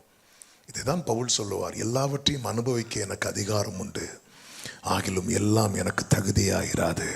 எல்லாவற்றையும் அனுபவிக்க எனக்கு அதிகாரம் உண்டு, ஆகிலும் நான் ஒன்றுக்கும் அடிமைப்பட மாட்டேன். எல்லாம் நமக்கு நம்முடைய வீக்னஸ் தெரியும். நம்முடைய வீக்னஸ் நம்மளை விட யாருக்கு தெரியும் தெரியுமா? சத்துருவுக்கு தெரியும். நான் வீக்கா இருக்கிற காரியத்தில் நீங்க ஸ்ட்ராங்கா இருக்கலாம், நான் ஸ்ட்ராங்கா இருக்கிற காரியத்தில் நீங்க வீக்கா இருக்கலாம். எல்லாரும் ஒரே காரியத்தில் வீக்கா இருப்போமான்னு கேட்டா இல்லை. நம்முடைய நம்ம எதுல வீக்கா இருக்கிறோமோ அதுல தான் சோதனையை கொண்டு வருவோம். எதுல வீக்கா இருக்கிறோமோ அதுல தான் சோதனையை கொண்டு வருவோம். ஒரு தேவ பிள்ளை இதை புரிந்து கொள்ள வேண்டும். ஆமென். மோசே எகிப்தில் வளர்றான். எகிப்தில் பார்வோனுடைய குமாரத்தின் மகன். அடுத்து பார்வோன் ஆகிறதற்கு எல்லா தகுதியும் உடையவனாக அவன் வளர்ந்தாலும் அவன் என்ன தீர்மானம் பண்ணுகிறான் என்றால், இது இல்லை என் வாழ்க்கை, இது இல்லை என் வாழ்க்கை. தேவ பிள்ளைகளை, நம்மை குறித்த தேவ திட்டம் பெரிதாக இருக்கிறது. சீஷர்கள்ட்ட மட்டும் இயேசு சொல்லும் ஒரு வார்த்தை உண்டு. என்ன தெரியுமா? நான் உலகத்தான் அல்லாதது போல நீங்களும் உலகத்தார் அல்ல. ஊர்ல பல பிரதிஷ்டையில் இருந்திருப்போம்ல, எஸ்பெஷலி கிறிஸ்தவ குடும்பத்தில் பிறந்து வளர்ந்தவங்க இந்தியாவில் இருக்கும்போது நல்ல பிரதிஷ்டையில் இருந்திருப்போம். ஆனால் அயர்லாந்து வந்ததுக்கு அப்புறம் அந்த பிரதிஷ்டையை நிறைய பேர் மாற்றிக்கொள்வார்கள். ஏன் தெரியுமா? இந்த ஊர் கல்ச்சர் அப்படிம்பாங்க. இதுதான் பவுல் சொல்றார், எல்லாவற்றையும் அனுபவிக்க எனக்கு அதிகாரம் உண்டு, ஆனால் எனக்கு தெரியும் எனக்கு எது தகுதி இல்லைன்னு. நான் ஒன்றுக்கும் ஒரு காரியம் என்னை அடிமைப்படுத்துதுன்னா அது வேண்டாம். ஏன்னா மற்ற அப்போஸ்தலர்களுக்கும் பவுலுக்கும் நிறைய வித்தியாசம் உண்டு. மற்ற அப்போஸ்தலர்கள் எருசலேமில் ஊழியம் செய்கிறாங்கன்னா பவுல் எல்லா இடத்துக்கும் போறாரு, புறஜாதிகளுக்கு அப்போஸ்தலனா. அப்போ மாறுபட்ட கல்ச்சர் அவர் சந்திக்கிறாரு, எல்லா இடத்துக்கும் போக வேண்டிய சிச்சுவேஷன் வருகிறது. அவரே சொல்றார், நான் எல்லாருக்கும் எல்லாமும் ஆனேன் அப்படிங்கிறார். அப்படி ஆனாலும் அவர் எதுல ஸ்ட்ராங்கா இருக்கிறார்னா, நான் ஒன்றுக்கும் அடிமைப்பட மாட்டேன். ஏன் தெரியுமா? இந்த சரீரம் என்னுடையதல்ல, இந்த சரீரம் கர்த்தருடையது. நான் கிரயத்துக்கு கொல்லப்பட்டிருக்கிறேன். இப்படிப்பட்டவங்களை உலகம் பைத்தியக்காரன்னு சொல்லும், இப்படிப்பட்டவங்களை உலகம் சொல்லும் பிழைக்க தெரியாதவன் சொல்லும், இப்படிப்பட்டவங்களை உலகம் ஒதுக்கி வைக்கும். கூட்டத்தில் சேர்க்க மாட்டாங்க, கூட்டத்தில் சேர்க்க மாட்டாங்க. ஆமென். அதாவது நான் ஸ்கூல் படிக்கும்போது +1 +2 அந்த டைமில் என் ஃப்ரெண்ட்ஸ் எல்லாம் கொஞ்சம் பேர் சேர்ந்து என்ன பண்ணாங்க அப்படின்னா, கிளாஸ் கட் அடித்து தேட்டருக்கு போகிறாங்க. அவங்களுக்கு தெரியும் நான் தேட்டருக்கு போக மாட்டேன், ஆனால் அவங்களுக்கு என்னென்னா நானும் கட் அடிக்கணும். அப்போ அவங்க என்கிட்ட என்ன சொல்கிறாங்க அப்படின்னா, இங்கே பாரு, நாங்கள் கட்டடிச்சு தேட்டருக்கு போகிறோம், நீ வர மாட்டேன்னு எங்களுக்கு தெரியும், ஆனால் எங்களுக்காக ஒரு உதவி செய். என்ன? நீ கட்டடிச்சு வீட்டுக்கு போகணும். எல்லா இடத்துலையுமே நாங்கள் சேர்ந்தா இருப்போம், நாங்கள் ஃப்ரெண்ட்ஸு. ஆனால் ஒரு காரியத்துக்கு நான் வரமாட்டேன் அப்படிங்கிறத நான் ஸ்டார்டிங்லேயே அவங்க கிட்ட சொல்லிகிட்டே இருந்தேன். அதனால இப்போ என்ன ஆச்சுன்னா, அவங்க என்னை கட்டடிக்க சொல்கிறாங்க, ஆனால் எதுக்கு கூப்பிடலை தெரியுமா? தேட்டருக்கு கூப்பிடல. நான் உடனே அந்த டைமில் நான் அப்போ ரட்சிக்கவே படல, அது வேற. நான் ஒரு பாஸ்டர் பையனாக பிறந்து வளர்ந்ததுனால அது சின்ன வயசுலேயே அப்படி மைண்டில் செட் ஆகிட்டு. ஓகே, அது மைண்டில் செட் ஆனதுனால நான் அதை வெளிப்படுத்திட்டே இருந்தேன். அதாவது கட்டடிச்சுட்டு போகிற பசங்க என் ஃப்ரெண்ட்ஸாக இருக்கிறாங்கன்னா நான் எப்படி இருந்திருப்பேன்னு பார்த்துக்கோங்க. ஃப்ரண்ட் பெஞ்சில் இருக்கிறவங்களும் கூட மாட்டாங்க, அவங்களுக்கு மேட்ரே சொல்ல மாட்டாங்க, சொன்னால் ஆன்சர் சொல்கிறது மாதிரி சொல்லி கொடுத்துட்டே இருப்பாங்க. ஆனால் அவங்களுக்கு என்னென்ன, ஆனால் என்னை கூப்பிடல. ஏன் கூப்பிடல அப்படின்னா, அந்த இடத்த நான் இல்லை நான் ஸ்டார்டிங்லேருந்து அதை வெளிப்படுத்திட்டே இருந்தேன். ஆனால் மீதி எல்லாத்துலையும் நான் அவங்க கூடவே இருந்துட்டு இருப்பேன். ஒரு தேவ பிள்ளை, அதான் பவுல் அதை தன்னை யார் என்பதை காண்பித்து கொண்டே இருக்கிறார். அதனாலதான் அவர் சொல்றார், நான் கிறிஸ்துவின் நிமித்தம் நாங்கெல்லாம் பைத்தியமா உங்களுக்கு தெரிகிறோன்னு கொரிந்தியருக்கு எழுதுறார். பரவாயில்ல, அவருக்காக தானே தெரிகிறோம், அதை நாங்கள் அதிக பாக்கியமா எண்ணுகிறோம். நீங்க வேலைக்கு போறீங்க, படிக்கிற பிள்ளைங்க இருக்கிறீங்க, வேலை பார்க்குறவங்க இருக்கிறீங்க, பல இடத்துக்கு போறீங்க. ஆமென். இங்க சர்வ சாதாரணமாக செய்கிற பல காரியங்கள் நம்ம ஒரு காலத்தில் வேண்டாம் என்று ஒதுக்கி வைத்ததா இருக்கும். ஆமென். அவன் தந்திரமாய் உள்ளே நுழைவான், தந்திரமாய் உள்ளே நுழைவான். நீங்க நல்லா கவனிச்சீங்கன்னா தெரியும், சாத்தான் பழத்தை பறிச்சு ஏவாள்கிட்ட கொடுக்கல, சாத்தான் பழத்தை காட்டி தான் கொடுத்தான், அவ்வளவுதான். அதை பறித்து சாப்பிட்டது யார் தெரியுமா? ஏவாள். அதுதான் பவுல் சொல்றாரு, இந்த சரீரம் என்னுடையதல்ல. ரோமருக்கு எழுதும்போது சொல்றாரு, 6வது அதிகாரத்தில், எடுக்க வேண்டாம், ஆமென், உங்கள் அவயவங்களை தேவனுக்கு அடிமைகளாக ஒப்பு கொடுங்கள். உங்கள் அவயவங்களை, அவயவம்னா என்ன? என் கண்ணு, மூக்கு, வாய், கை எல்லாம். இந்த சரீரம் தேவனுக்குரியது, இதை நான் ஒப்பு கொடுக்கணும். மோசே அதுதான், அவர் எகிப்திலே சகல சாஸ்திரங்களையும் கற்று தேர்ந்துன்னா அந்த பார்வோனுடைய குமாரத்தி அவனை எப்படி ட்ரீட் பண்ணியிருக்கிறா பாருங்க. எவ்வளோ ராயலா ட்ரீட் பண்ணி இருக்கிறா, எவ்வளவு ரிச்சா, எனக்கு அவளுடைய குமாரனாகவே ட்ரீட் பண்ணி இருக்கிறா. ஆனால் அவன் வளரும் போது ஏன் அப்படி வளர்றானா, கொஞ்ச நாள் அவனுடைய தாயார் அவனுக்கு பால் கொடுத்தாங்க, தாயார். அதனாலதான் உங்க கைக்குள்ளதான் எவ்வளவு நாள் பிள்ளைங்க இருப்பாங்கன்னு தெரியாது, எவ்வளவு நாள் உங்க கைக்குள்ள பிள்ளைங்க இருப்பாங்கன்னு தெரியாது. அந்த பிள்ளைகளுக்கு நீங்க உன்னத வாசனையை ஊட்டினீங்கன்னா அந்த உலக வாசனை அந்த பிள்ளைகளை தொடாது. கொஞ்ச நாள், அதுவும் பால் கொடுக்கிற பிள்ளைங்களுக்கு என்னங்க புரியும், என்னங்க புரியும்? ஆனாலும் சொல்லி சொல்லி கொடுத்து இல்ல, யூதர்கள் அதை இப்பவும் செஞ்சிட்டு இருக்கிறாங்க. தங்கள் பிள்ளைகளுக்கு பால் கொடுக்கும்போது அந்த ஆகமங்கள், சங்கீதங்கள் இதெல்லாம் பிள்ளைங்க காது கேட்க சொல்லிட்டே இருப்பாங்களாம். இதுதானே தாவீது சொல்லுவார், நான் என் தாயின் பால் குடிக்கும் போதே உம் பேரில் என்னை நம்பிக்கையாய் இருக்க பண்ணினீர். அதன் அர்த்தம் என்ன? தாயார் பால் கொடுக்கும் போதே ஆண்டவரை பற்றி சொல்லி சொல்லி சொல்லி சொல்லி சொல்லி சொல்லி உள்ள அந்த பால் கொடுக்கும் போதே சின்ன பிஞ்சு உள்ளலாங்க, அது வேர்டுங்கிறது விதை அல்லவா, அப்படி விதைச்சிட்டாங்க. நம்ம எப்போ விதைக்க முற்படுகிறோம் தெரியுமா? அந்த இருதயம் கற்பாறையா மாறினதுக்கு அப்புறம், அல்லது முள்ளுள்ள இடமாய் பல கவலைகள், ஐஸ்வர்ய மயக்கங்கள்லாம் மாறினதுக்கு அப்புறம் நம்ம விதைக்க முயற்சிக்கிறோம். இப்படி இருக்கணும், அப்படி இருக்கணும்னு. அது உள்ள விழ மாட்டேங்குது. உள்ள விழுந்தாலும் சண்டே முளைக்கிறது, மண்டே காணல, ஒரு வெயில் அடிச்சா காணல, இப்படி போகுது. ஆனால் குழந்தையா இருக்கும் போதே மோசைக்கு அது விதைக்கப்படுகிறது, தாவீதுக்கு அது விதைக்கப்படுகிறது. இது பின்னாட்களிலே அது அவர்களை அறியாமலே முளைக்கிறது. மோசைக்கு யாருங்க போய் சொன்னா? ஆரோன் போய் பேசினாரா? மிரியாம் போய் பேசினாங்களா? மோசே அரண்மனையில் இருக்கிறாரு. ஆனால் அவருக்குள்ளே ஒரு எண்ணம் உண்டாயிட்டு, என் கையினாலே கர்த்தர் ஒரு விடுதலையை தருவார் என்று. அதனால எகிப்தை விட்டு வெளியே இருக்கிற, நல்லா கவனிச்சிங்கன்னா தெரியும். ஆமென். இஸ்ரவேலர்கள் கூக்குரலிட்டார்கள், இஸ்ரவேலர்கள் முறையிட்டார்கள். இஸ்ரவேலருடைய பெருமூச்சின் சத்தம் தேவ சமூகத்தில் எட்டுகிறது. இஸ்ரவேலர்கள் எங்க இருக்கிறாங்க? எகிப்தில் இருக்கிறாங்க. மோசே எங்க இருக்கிறார்? ஓரே பர்வதத்தில் இருக்கிறார். எகிப்துக்கும் ஓரே பர்வதத்துக்கும் ரொம்ப தூரம். கூப்பிட்டது யாரு? இஸ்ரவேலர்கள். கர்த்தர் யார்கிட்ட இறங்கினார் தெரியுமா? மோசே கிட்ட. எப்படிங்க இருக்கும்? Hallelujah, amen. சவுண்ட் ரூம்ல பிரதர் இருக்கிறார். Brother name Kingston. கிங்சன், கிங்கோட சன். இப்போ அவர் பாஸ்டரை கூப்பிடுறாரு. பிரதர் நவீன் தானே நேம். கிங்சன் பிரதர் பாஸ்டர் அப்படின்னு கூப்பிடுறாரு. பாஸ்டர் நவீன் பிரதர் கிட்ட போனா எப்படி இருக்கும்? ஆமென். பார்க்குற நாம என்ன சொல்லுவோம்? இவர் தெரிஞ்சு போறாரா, இல்ல இவருக்கு இவரை தான் கிங்சன் நினைச்சு போறாரா? கொஞ்சம் யோசிச்சு பாருங்க. ஒரு கூட்டம் இங்கிருந்து கத்துது, மோசே ஆண்டவரை கூப்பிடவே இல்லை. மோசே மாமனாருக்கு ஆடுகள் அப்படி மேய்ச்சிட்டு அப்படி இருக்கும்போது அங்க கத்துறாங்க. பெருமூச்சு சத்தம். பெருமூச்செல்லாம் சும்மா வராது. ஆமென். பெருமூச்செல்லாம் வரணும்னா நல்லா அழுது முடிக்கணும். அவள் பெயின் இருதயத்தை இவங்க முறையிட்டு கொண்டே இருந்தார்கள். நல்லா அழுது முடிச்சதுக்கு அப்புறம் பாருங்க, அப்படி அந்த சத்தம் ஆர்ப்பரிப்பின் சத்தத்தின் நடுவில் இருக்கிற கர்த்தருக்கு கேட்குது. இதுதான் என் ஆண்டவர். ஹல்லேலூயா. அதனால தான் என் ஜனத்தின் உபத்திரவத்தை நான் பார்த்து அவர்கள் கூக்குரலை கேட்கவே கேட்டு அவர்கள் வேதனைகளை அறிந்திருக்கிறேன். இந்த வேர்டை கவனிங்க. இந்த சைட்ல இருந்து ஒரு திரள் கூட்டம் கத்துறாங்க, அழுறாங்க. அங்க இறங்குவாருன்னு பார்த்தா இந்த சைட்ல இருக்கிற ஒருத்தன் கிட்ட நிக்கிறார். அவன் தேவன் யாரோடு தான் இடைபட விரும்புகிறார் தெரியுமா?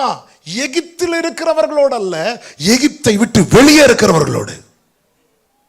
இன்னைக்கு உங்க குடும்பத்தில் இருக்கிற கண்ணீர் மாறணும், உங்க குடும்பத்தில் இருக்கிற அடிமைத்தனம் மாறணும், உங்க பிள்ளைங்க வாழ்க்கையில் இருக்கிற நுகம் மாறணும் அப்படின்னா மோசேயை போல நீங்க வெளியே இருக்கணும். வெளியே இருக்கணும்னா வீட்டை விட்டு வெளியே இருக்கிறது இல்ல, எந்த ஒரு அடிமைத்தன நுகத்துக்கும் உட்படாம நீங்க உங்களை காத்துக்கொண்டால் உங்க எப்படி நோவாவை கொண்டு அந்த குடும்பத்தை ரட்சிக்க கர்த்தர் பேழையை கட்டினாரோ அப்படி உங்களை உங்கள் குடும்பத்தை ரட்சிக்கும்படியாக கர்த்தர் உங்களை பயன்படுத்துவார். ஹல்லேலூயா. இதை புரிந்து கொள்ளணும். இன்னொரு எக்ஸாம்பிள் சொல்றேன். ராகாபின் குடும்பம் காக்கப்பட காரணம் யாரு? ராகாப். சிம்பிள். ரொம்ப எப்படி யோசிக்கிறீங்க? ராகாப் என்ன தொழில் பண்ணிட்டு இருந்தா தெரியுமா? வேசித்தன தொழில் பண்ணிட்டு இருந்தா. 2 பேர் வேவு பார்க்க போனாங்கல்ல, 2 பேர் வேவு பார்க்க போனாங்க. யார் வீட்டுக்கு போறாங்க? ராகாப் வீட்டுக்கு போனாங்க. ராகாப் வீட்டில் அப்போ வேற யாரெல்லாம் இருந்தா? அவ என்ன தொழில் பண்ணிட்டு இருக்கிறா? வேசித்தன தொழில். அந்த வீட்டில் வேற யாரும் இல்லை. இப்போ 2 வேவு பார்க்குறவங்களையும் சேர்த்தா மொத்தம் எத்தனை பேர் இருக்கிறாங்க? 3 பேர். யாரெல்லாம்? ராகா, வேவு பார்க்குறவங்க. இப்போ இந்த எரிகோ பட்டணத்தாரெல்லாம் தேடி தேடி எங்கே வராங்க? ராகா வீட்டாங்க. ஏன்னா வெளியூர்லேருந்து ஒருத்தன் வாரானால அந்த பட்டணம் அவ்வளோ மோசம். ஆண்டவர் ஒன்றை அழிக்கிறாருன்னா அதில் பல காரணங்கள் உண்டு. அந்த பட்டணம் அவ்வளோ மோசமான பட்டணம். வெளியூர்லேருந்து ஒருத்தன் வாரானாலே தப்பு பண்ணுறதுக்குன்னே வரான். சில நாடுகள் அதுக்காகவே லைசன்ஸ் கொடுத்துருப்பாங்க பாருங்க, தப்பு பண்ணுறதுக்காகவே வருவாங்க. தண்ணி அடிக்கிறதுக்குன்னே சில கண்ட்ரிக்கு போவாங்க, சில தப்பு பண்ணுறதுக்காகவே போவாங்க. அப்படி இந்த பட்டணத்துக்குள்ளே நிறைய பேர் வந்து போவாங்க. அதனால தான் அவங்கள தேடி வராங்க. எங்கே வராங்க அப்படின்னா ராகா வீட்டில் வராங்க. ராகா என்ன பண்ணுறான்னு அவங்கள ஒழித்து வைக்கிறா. அந்த வீட்டில் வேற யாராவது இருந்திருந்தா கண்டிப்பாக சொல்லியிருப்பாங்க இங்கே தான் இருக்கிறாங்க அப்படின்னு சொல்லியிருப்பாங்க. ஏன்னா அவ பண்ணுற தொழில் இப்படிப்பட்ட தொழில் செய்கிறவங்க வீட்டில் அவங்க குடும்பத்தினர் இருப்பாங்களா? நண்பர்கள் இருப்பாங்களா? கண்டிப்பாக இருக்க மாட்டாங்க. அவர் ரேஷன் கார்டுலேருந்தே பேரை தூக்கியிருப்பாங்க. நீ எனக்கு சம்மந்தமே இல்லைன்னு சொல்லி விட்டுருப்பாங்க. அப்படிப்பட்ட ஒரு தொழிலை செஞ்சுட்டு இருக்கிறா. அந்த வீட்டில் 2 பேர் இருக்கிறாங்க. அவங்கள இவ காப்பாத்துறா. காப்பாற்றி அனுப்பும்போது அவ சொல்கிறா, நீங்கள் பிடிக்க வரும்போது என் குடும்பத்தை என்ன நினச்சிக்கோங்க அப்படின்னு. அப்போ அவங்க ஒரு கண்டிஷன் சொல்கிறாங்க. என்ன சொல்கிறாங்கன்னா, இங்கே பாருமா, நாங்கள் வரும்போது எங்களை எந்த கயிறை கட்டி நீ இறக்கி விட்டியோ அந்த கயிறை இந்த ஜன்னலில் நீ கட்டணும். இந்த ரூமுக்குள்ளே உங்கள் அப்பாவோ உங்கள் அம்மாவோ உங்கள் பிரதர்ஸோ அவங்கள நாங்கள் வரும்போது அவங்க எங்கே இருக்கணும் தெரியுமா? இந்த வீட்டுக்குள்ளே இருக்கணும். இந்த வீட்டுக்குள்ளே அவங்க இருந்தாங்கன்னா அவங்களெல்லாம் நாங்கள் காப்பாற்றுவோம். இந்த வீட்டுக்குள்ளே நீயோ அவங்களோ இல்லைன்னா நாங்கள் கொடுத்த ஆணைக்கு நாங்கள் நீங்களாக இருப்போம்னு சொல்லிட்டு போயிட்டாங்க. எப்போ வருவாங்கன்னு டைம் கொடுக்கல. இப்போ இவளுக்கு 2 ஆப்ஷன் இருக்குது. என்ன ஆப்ஷன்? ஒன்று, பழையது போல் அந்த தொழிலை தொடரலாம்.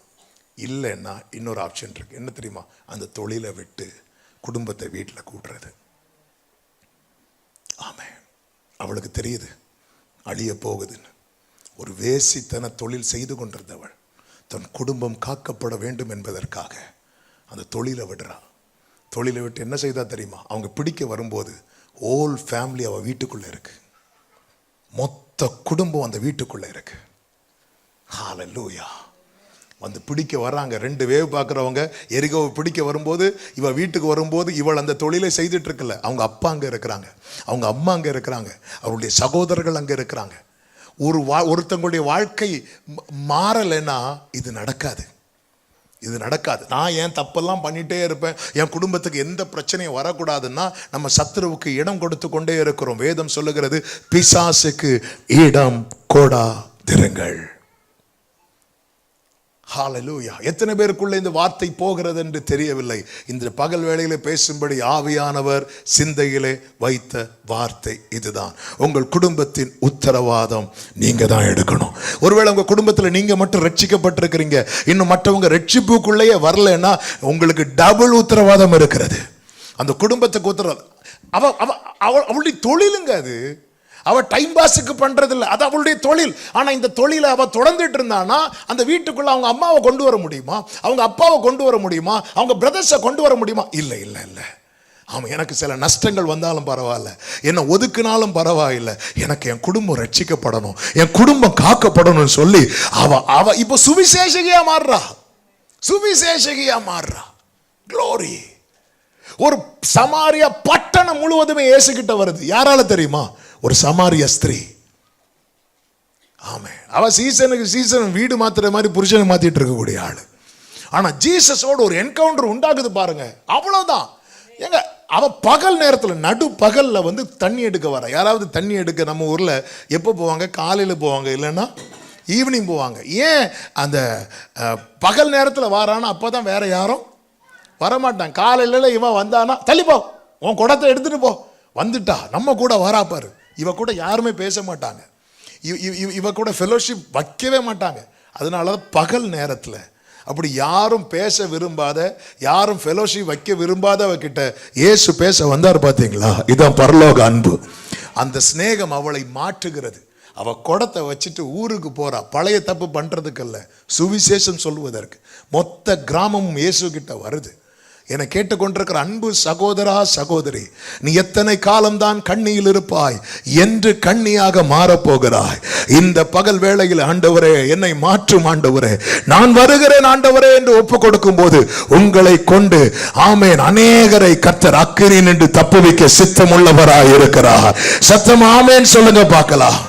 கர்த்தர் முச்செடியில எழுந்தருளுகிறார். முச்செடி பற்றி எரிந்து கொண்டே இருக்கிறது, எரிந்து கொண்டே இருக்கிறது. மோசே ஆடுகளை மேய்த்து கொண்டே வருகிறான். வந்து பார்க்கும்போது முச்செடி எரிந்தும் அது வெந்து போகாதிருக்கிறதை பார்க்கிறான். இப்பொழுது மோசே என்ன செய்கிறான் தெரியுமா? 3வது அதிகாரம் அதனுடைய 3வது வசனத்தை வாசியுங்கள். அப்பொழுது மோசே, இந்த முச்செடி வெந்து போகாதிருக்கிறது என்ன? நான் கிட்ட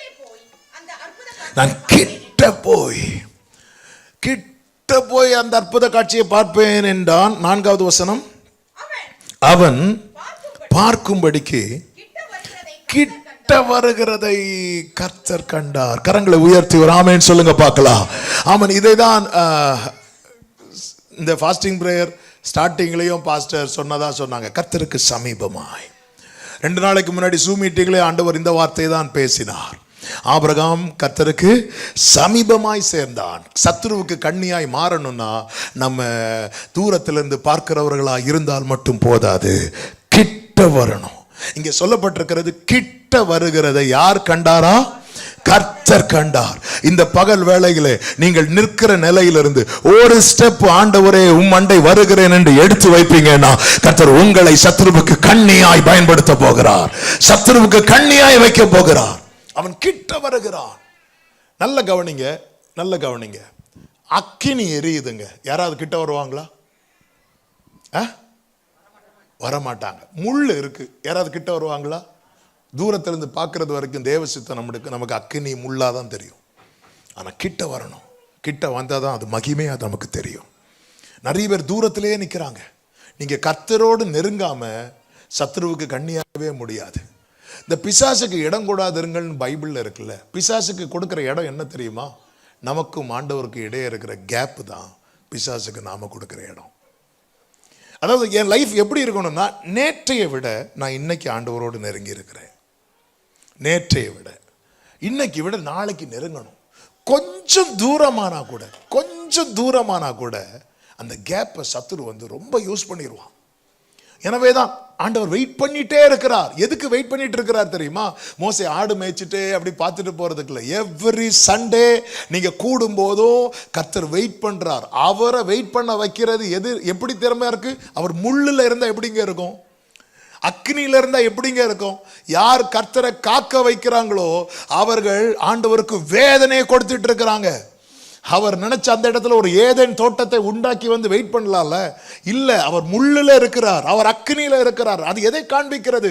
நீ என்னை காத்திருக்க வைக்கும் வரைக்கும் எனக்கு வலிதான். அதனாலதான் பவுலை பார்த்து கர்த்தர் கேட்டார், என்னை ஏன் துன்பப்படுத்துகிறாய்?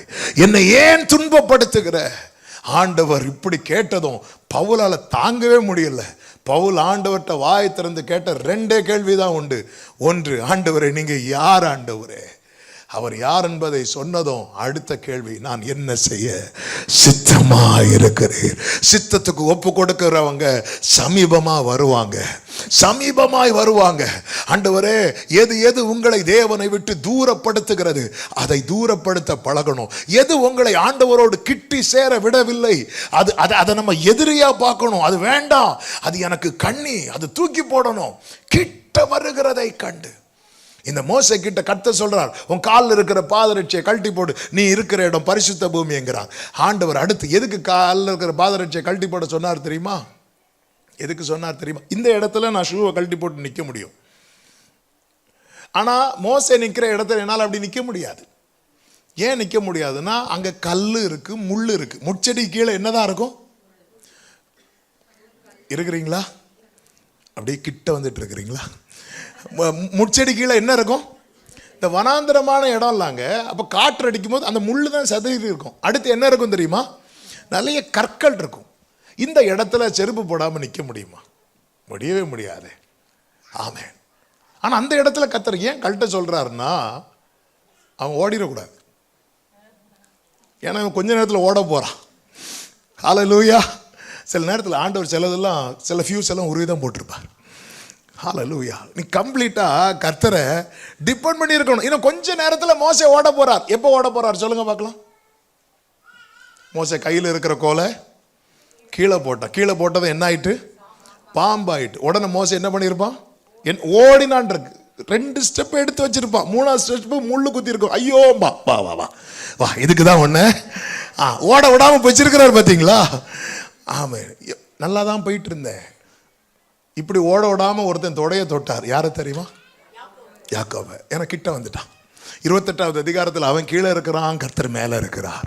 பிரச்சனையே இல்லை. அவனால் போய் ஓடி போய் ராகேலை கட்டிப்பிடிக்க முடிந்தது.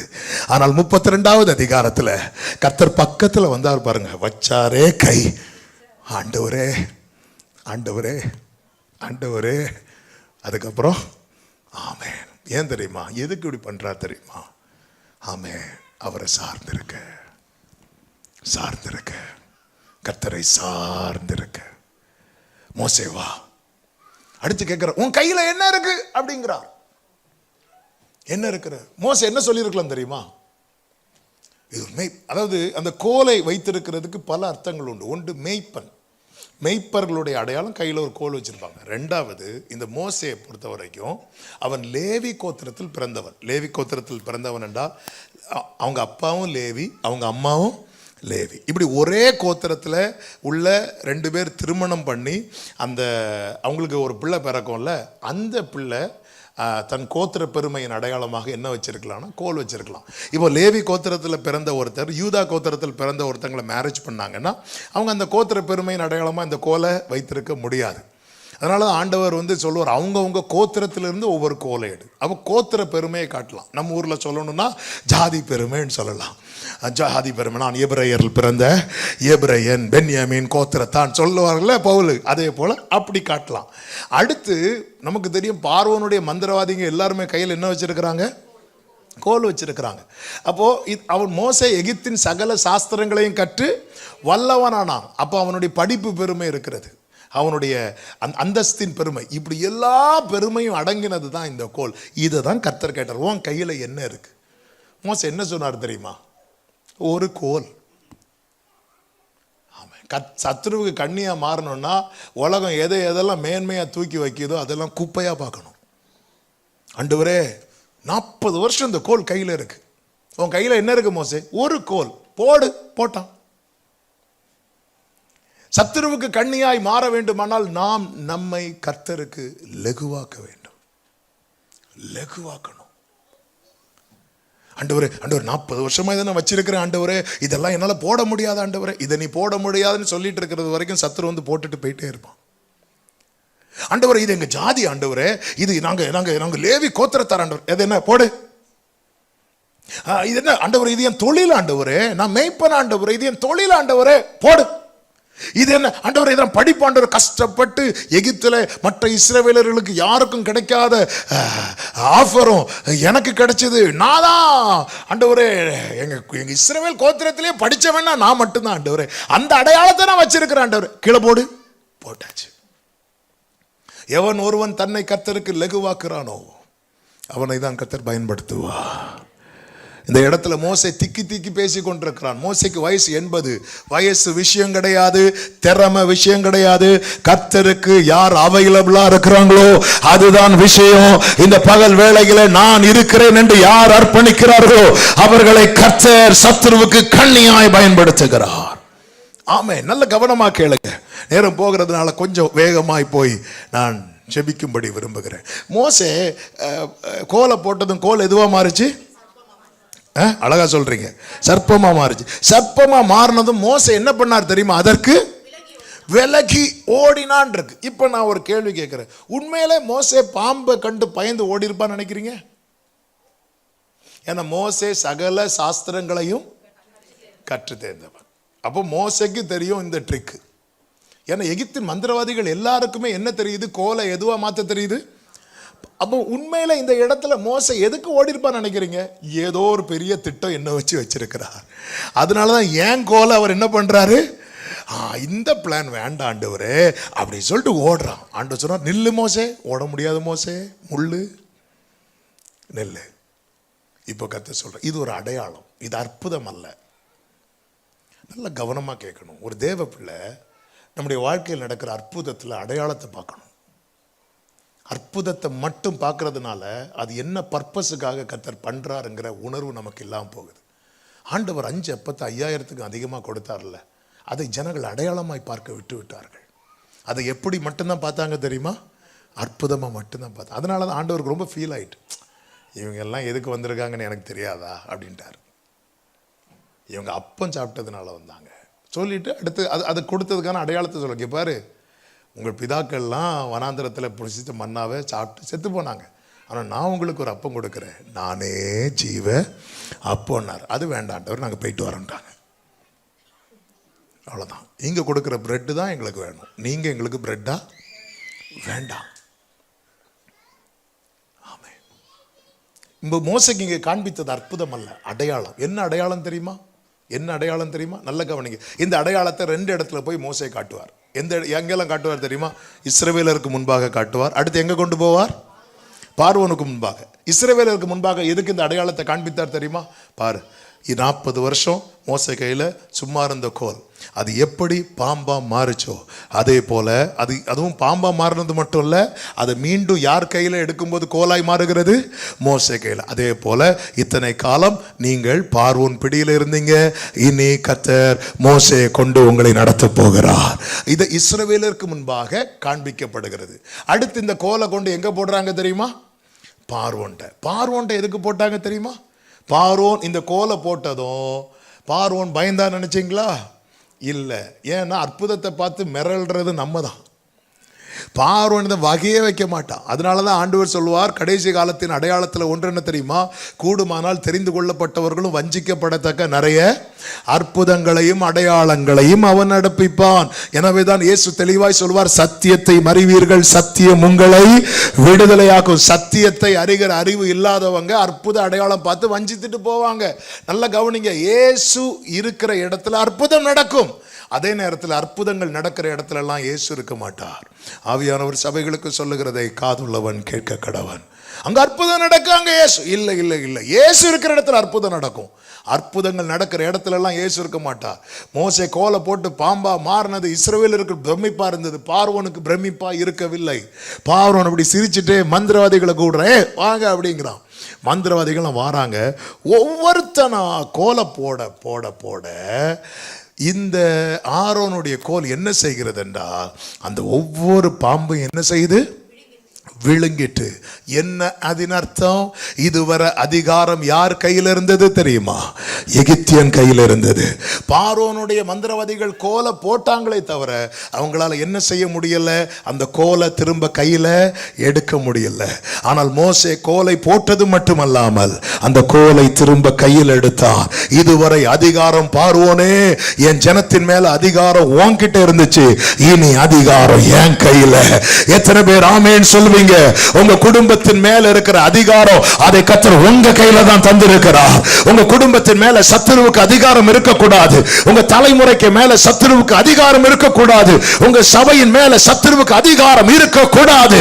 அதிகாரத்தை உடையவர்களாய் நாம் மாறும்போது மட்டும்தான் சத்துருவுக்கு கண்ணியாய் மாற முடியும். அதிகாரத்தை உடையவர்களாய் மாறணும். விசுவாசிக்கிறவர்களால் நடக்கும் அடையாளங்கள் ஆவனன்னு சொல்லப்பட்டிருக்கிறது அல்லவா? தேவன் அந்த அதிகாரத்தை நம் கையில கொடுத்திருக்கிறார். இதுவரை அதிகாரம் ஏன் எழும்ப முடியல?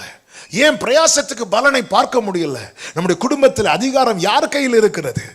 மோசே கொண்டு கர்த்தர் அதை கையில் எடுக்கிறார். நீ எடு மோசே, இனி நீ தான் டிசைட் பண்ணணும். கொஞ்சம் யோசித்து பாருங்க, நம்ம வீட்டில் என்ன நடக்கணும் என்ன நடக்கக்கூடாது என்பதை சத்ருவா டிசைட் பண்றது. மோசே நீ டிசைட் பண்ணு மோசே. அதிகாரத்தை மோசே கர்த்தர் கையில் மோசேயின் கையில் கொடுக்கிறார். அவன் தன்னை லெகுவாக்குகிறான். சொல்லும் அடியேன் ஆண்டவரே. ஒரு விசை கர்த்தர் அவனை தேடி வந்தார். வாழ்க்கை ஃபுல்லா கடைசி வர மோசே கர்த்தரை தேடி போறானே தவிர அதன் பிறகு மோசே கர்த்தரை தேட வைக்கவில்லை. சிலர் பார்த்துருக்கீங்களா, ஸ்பெஷல் மீட்டிங்னா மட்டும் வருவாங்க. சிலர் இருக்கிறாங்க பாருங்க, ஜனவரி 1ஆம் தேதி மட்டும் வருவாங்க. எதுக்கு தெரியுமா? வாக்கு தத்தத்தை உருவுறதுக்கு. அதுவும் 12 மணிக்கு பாஸ்டர் மேடையிலேருந்து வாக்கு தத்தம் கொடுத்தாலும் மீட்டிங் முடிச்சு ஜோம் பண்ணி ஒரு வாக்கு தத்த காடை கொடுத்து அங்கே எல்லாரும் செய்வோம். நாங்களும் தான் செய்கிறோம். ஆமாம். அந்த 1ஆம் தேதி எல்லா பாஸ்டர்ஸையும் கிளியாக்கிடுவாங்க. கிளி தெரியும், நல்லதாக எடுத்து போடுங்க. இப்படி தான் நாங்கள் ஜோம் பண்ணி வாக்குத்தத்தை கொடுத்துட்டு இருக்கும்போது ஒரு சகோதரி வந்தாங்க. நான் ஜோம் பண்ணி கொடுத்துட்ருக்கிறேன். லெஃப்ட் சைடு என் தம்பி கொடுத்துட்ருக்குறான், ரைட் சைடு எங்கள் அம்மா ஜோம் பண்ணி வாக்குத்தத்தை கொடுத்துட்ருக்குறாங்க. நான் ஜோம் பண்ணி கொடுக்கும்போது வந்தாங்க. ஜோம் பண்ணிவிட்டு அப்படி ஒரு வாக்குத்தத்தை எடுத்து பாஸ்டர் இடையில இருந்து எடுத்தாங்க. சரி எடுக்கும்போது ஜோம் பண்ணி தாங்க. ஜோம் பண்ணியாச்சுமா. நைட்டு காலை 9 மணிலேருந்து, போன வருஷம் 9 மணிலேருந்து இந்த வருஷம் 2 மணி நேரம் ஜோம் பண்ணிட்டு இருந்திருக்கோம். ஜோம் பண்ணியாச்சுமான்னு சொல்லிட்டு இப்படி எடுத்து கொடுக்கும்போது வாங்கி இப்படி வச்சுட்டாங்க. ஏன்னா நேற்று கேட்டாலும் பறவை வந்து கொத்திட்டு போயிடக்கூடாது. இப்படி வச்சுட்டு இப்படி பார்த்தாங்க. நல்ல வசனம், அருமையான வாக்கு தத்துவம். நான் உங்களுக்கு இளைப்பாறுதலை தருவேன். அவங்க அதை படிச்சுட்டு இதை நீங்களே வச்சுக்கோங்க, நான் அம்மா கிட்ட போய் வாங்கிக்கிறேன். எல்லாம் கேட்குறோம், எல்லாம் செய்கிறோம். ஆமென். ஏன் நம்முடைய வாழ்க்கையில் ஏன் அடுத்த ஸ்டெப் போக முடியல? அதிகாரம் யார் கையில் இருக்கு? அதிகாரம் யாருக்கு? நீங்க நினைக்கும் போது உங்களால ஜெபம் பண்ண முடியுதுன்னா உங்க கையில் அதிகாரம் இருக்குன்னு அர்த்தம். நீங்க நினைக்கும் போது உங்களால பைபிள் படிக்க முடியுதுன்னா உங்க கையில் அதிகாரம் இருக்குன்னு அர்த்தம். நான் நினைக்கிறேன் பாஸ்டர், ஆனா முடிய மாட்டேங்கிறதுனால நம்மளை இன்னொருத்தன் பிடிச்சு வச்சிருக்கிறான்னு அர்த்தம். சிலர் பார்த்துருக்கீங்களா, இப்போ ஓன் கம்பெனி வச்சிருப்பாங்க தெரியுமா, அவங்க எப்போ வேணாலும் லீவ் எடுக்கலாம். ஆனா சில கம்பெனியில் ஒர்க் பண்ணவங்க பாருங்க, எமர்ஜென்சி கூட என்ன கிடைக்காது தெரியுமா? லீவ் கிடைக்காது. ஏன்னா அவங்க மேல இன்னொருத்தங்க என்ன பண்ணிட்டு இருக்கிறாங்க? அதிகாரம் செலுத்திட்டு இருக்கிறாங்க. அதுக்காக வேலையை விட்டு கம்பெனி தொடங்குன்னு சொல்ல, நான் ஒரு எக்ஸாம்பிளுக்கு சொல்றேன். இதே போல தான் நம்முடைய லைஃப்ல என்னால் நினைக்க நேரத்தில் என்னால் ஜெபம் பண்ண முடியும். ஏங்க ஆராதனையில கை தூக்குங்கன்னு இங்க இருந்து சொல்லும் போது கூட கை தூக்க வரவில்லைல்ல. ஆமென். என் மேல யாருங்க அதிகாரம் பண்ணிட்டு இருக்கிறா? ஆமென். ஹல்லேலூயா. அன்று எகிப்தியர்கள் அடிமை வஸ்திரம் தரித்து, இஸ்ரவேலர்கள் அடிமை வஸ்திரம் தரித்து இருந்தாங்க. இன்னைக்கு நமக்கு பிடிச்ச வஸ்திரம் தரிச்சிட்டு அடிமைகளா இருக்கிறோம். அவ்வளவுதான் வித்தியாசம். நமக்கு பிடிச்ச வாழ்க்கை வாழ்ந்துட்டு அடிமையா இருக்கிறோம், அவ்வளவுதான். இதுக்கு மேல இந்த மோசே பாருங்க, மோசே உறுதியா இருக்கிறான். போக போக போக மோசே எத்தனை முறை துரத்துனான் தெரியுமா? பார்வோன் எவ்வளவு அசிங்கப்படுத்தினான் தெரியுமா? ஆனாலும் மோசே விடவில்லை. தன்னை லகுவாக்க ஒரு புறம் தன்னை அப்படியே ஆண்டவரே இதோ அடியேன் ஆண்டவரே.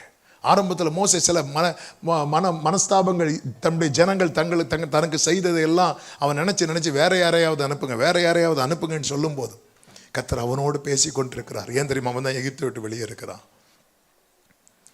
இப்பொழுது கர்த்தர் மோசையை கொண்டு அங்கே எங்கெல்லாம் அடிச்சார் தெரியுமா? முதல்ல என்ன தெரியுமா செய்தார்? பார்வோன் மந்திரவாதிகளை வெளியே கொண்டு வரார். 40 வருஷத்துக்கு முன்னாடி மோசே ஆளோட்டிகள் அடிக்கிறான். நமக்கு யுத்தம் மாம்சத்தோடு ரத்தத்தோடும் கிடையாது. மாம்சத்தோடு ரத்தத்தோடு யுத்தம் பண்றவங்க சத்ருவுக்கு கண்ணியாகவே முடியாது, ஓடதான் முடியும். ஆமாம். இப்பொழுது மோசே ஆளோட்டிகள் அடிக்கல, மந்திரவாதிகள் அவங்க செயல்களை அடிக்கிறான். அடுத்து மோசே என்ன தெரியுமா செய்தார்? அதாவது 10 வாதைகள் இருக்கிறல்லவா, அந்த 10 வாதைகளை என்ன நினைக்கிறீங்க? எகிப்தியர்கள் வழிபடுகிறவைகள். அவங்க நதியை வழிபட்டாங்க. மோசே என்ன தெரியுமா செய்வாரு? கோலை எடுத்து எல்லாம் அந்த சின்ன சின்ன குளங்கள் நீர்நிலைகள்லாம் இருக்கும்ல, எல்லாத்துக்கு மேலே அப்படி கையை இப்படி நீட்டுவார். நீட்டிட்டு அதுக்கு ஹெட் தான் எது தெரியுமா? நைல் நதி. ஓங்கி நதியில் அடிப்பார். என்ன அடி அது! அதுன்னு அர்த்தம் நான் தலையிலே அடிக்கிறேன் பாரு. அடுத்து அவங்க எதை வழிபட்டாங்க தெரியுமா? சூரியனை வழிபட்டாங்க. 80 வயசு கிழவன் கையில் ஒரு கோலை வச்சுட்டு ஹாய் அப்படின்னாரு. 3 நாள் சூரியனே காணும். ஆமென். அவங்க எதெல்லாம் வழிபட்டாங்களோ எல்லாத்துலேயும் மோசையை வச்ச கை வைக்கிறார். அடுத்து பிரதானமா என்ன தெரியுமா செய்தார்? அவங்க எல்லாருமே எகிப்தியர் தங்கள் மூத்த பிள்ளைய தங்கள் தெய்வத்துக்கு என்று பிரதிஷ்டை பண்ணுவார்கள். ஆமென். பொய் தெய்வத்தை ஆராதித்த எகிப்தியர்கள் தங்கள் மூத்த பிள்ளைய தெய்வத்துக்கு என்று பிரதிஷ்டை பண்ணுகிறார்களே. ஜீவனுள்ள தேவனை ஆராதிக்கிற தேவ பிள்ளைகளே, உங்க பிள்ளைகள் எத்தனை பேர் ஆண்டவருக்குன்னு பிரதிஷ்டை பண்ணியிருக்கிறோம்? ஆமென். எனக்கு தெரியும் சைலண்டாக தான் இருப்பீங்க. ஆமென். கொஞ்சம் யோசித்து பாருங்க. அவங்கவுங்க தங்கள் பிள்ளைகளை அதுவும் தீக்கு இரையாக கொடுப்பாங்களாம், அக்கினிக்குன்னு கொடுப்பாங்களாம் தங்கள் தெய்வத்துக்கு என்று. கர்த்தர் அடிச்சார் பார்த்தீங்களா? அவங்க தேவர்கள் பேரில் நீதி செலுத்திக்கிட்ட அந்த மூத்தது முதல்ல எல்லாத்தையும் தூக்கிட்டார் ஆண்டவர். அது நத்தன்ன எகிப்தின் தெய்வம் ஒண்ணுமே இல்லாம ஆயிட்டு. எதுக்கு அப்புறம் தெரியுமா? அதிகாரம் மோசே கையில வந்ததுக்கு அப்புறம். யாக்கோபே, உனக்கு விரோதமான மந்திரம் இல்லை, இஸ்ரவேலே உனக்கு விரோதமான குறி சொல்லுதல் இல்லை. எப்பொழுது தெரியுமா? நீ தனித்து வாசம் பண்ணும் வரைக்கும். ஆமென். அது கண்மலை உச்சியில் இருந்து பிழையாம் பார்க்கிறான். இந்த ஜனம் ஜாதிகளோடு கலவாத ஜனம், உலக வாசனை இவர்களுக்குள்ளே கிடையாது. அதனால இவர்களுக்கு விரோதமான மந்திரம் இல்லை, இவர்களுக்கு விரோதமான குறி சொல்லுதல் இல்லை. அதனால சத்துரு என்ன தந்திரம் பண்ணா? அடுத்த அதிகாரத்துல ஜாதிகளோடு கலக்க வைக்கிறான். எங்க ஃபங்க்ஷனுக்கு நீங்க வாங்க, உங்க ஃபங்க்ஷனுக்கு நாங்க வரோம். ஃபங்க்ஷனுக்கு போற தப்பு இல்ல, அங்க போய் அவர்கள் செய்கிற முறைமைகளை இவங்களும் செய்ய ஆரம்பிச்சுட்டாங்க. வாதை உள்ளே வந்தது. எவ்வளவு தந்திரமாய் கொண்டு வரான் பாருங்க. இவன் எப்படிப்பா உலக வாசனை இல்லாம வாழ்றான்? விடக்கூடாது. அப்பதான் 4 பேர் ஃப்ரெண்ட் ரிக்வெஸ்ட் கொடுப்பாங்க, வாங்க அது போயிட்டு வரும். இதெல்லாம் தப்பே கிடையாதுங்க, தப்பு இல்லைங்க, நாங்க தப்புன்னு சொல்லலைங்க. ஆனா இது எங்களுக்கு தகுதி கிடையாது, வேண்டாம். ஆமே. அவங்க கிட்ட போய் நாங்கள் உலகத்தார் அல்ல, இல்லை இல்லை இல்லை வேண்டாம். அவங்களே சொல்லுவாங்க, இவனெல்லாம் சேர்க்காதப்பா, இவன்லாம் இதுக்கு செட் ஆக மாட்டான். இப்படி நம்மை ஒதுக்கி விடக்கூடாது என்பதற்காக. ஏங்க பேதுரு ஏங்க மறுதளிச்சா? இயேசுவை பிடிக்காததுனாலயா? இயேசுவை மறுதளிச்சா அந்த அக்கினி, அந்த குளிருக்கு அக்கினியை வச்சுட்டு சுத்தி இருக்கிறாங்க தெரியுமா? இயேசுவை மறுதளிச்சா அவனுக்கு கொஞ்சம் சூடு கிடைக்கும். இயேசுவை மறுதளிக்கலைன்னா அவனுக்கு அது கிடைக்காது. கொஞ்ச நேரம் சூடு கிடைக்கிறதுக்காக இயேசுவை மறுதளிச்சான் பார்த்தீங்களா? சிலர் வேலைக்காக இயேசுவை மறுதளிப்பாங்க, எங்க ஆராதனையை கட் பண்ணுவாங்க. ஆமென். எத்தனை பேர் எத்தனை இடத்துல இயேசு கொஞ்சம் இந்த இடத்துல உட்கார போறான், உட்காரும் போது அவங்க கேட்கறாங்க, அங்க குளிர்ந்துட்டு இருக்கு. அப்ப கேட்கறாங்க, நீயும் அவரோடு இருந்தவர்கள் ஒருவன் தானே? எஸ் சொன்னா கிளம்பு, உனக்கு இங்க இடம் இல்லைம்பாங்க. நோ சொன்னா உனக்கு இடம் இருக்கு. எவ்வளவு நேரம்? கொஞ்ச நேரம். அந்த கொஞ்ச நேரம் அந்த அக்கினி கிடைக்கிறதுக்காக, ஒரு அற்ப ஆதாயத்துக்காக 3 வருஷம் கூட இருந்து உம்மோடு கூட காவலிலும் வருவதற்கு நான் ரெடின்னு சொன்னவன் மறுதளிச்சிட்டான். அதிகாரத்தை நீங்க உடையவர்கள் ஆகணும். எந்த காரணத்திலும் இயேசுவை விட்டு இல்லை இல்லை இல்லை. அவன் உறுதியாயிருக்கிறான். உறுதியாயிருந்து எகிப்து கொஞ்சம் கொஞ்சமாய் அழிய ஆரம்பிக்கிறது. இப்பொழுது பார்வோன் அடுத்து ஒரு தந்திரம் பண்ணுகிறான். என்ன தந்திரம் தெரியுமா? வேதத்தை எடுத்துக்கொள்ளும், வேகமாய் வாசித்து நம்ம செபிக்கலாம். ஆமென். யாத்திராகமம் 8வது அதிகாரத்தின் 25வது வசனத்தை வாசிக்கலாம்.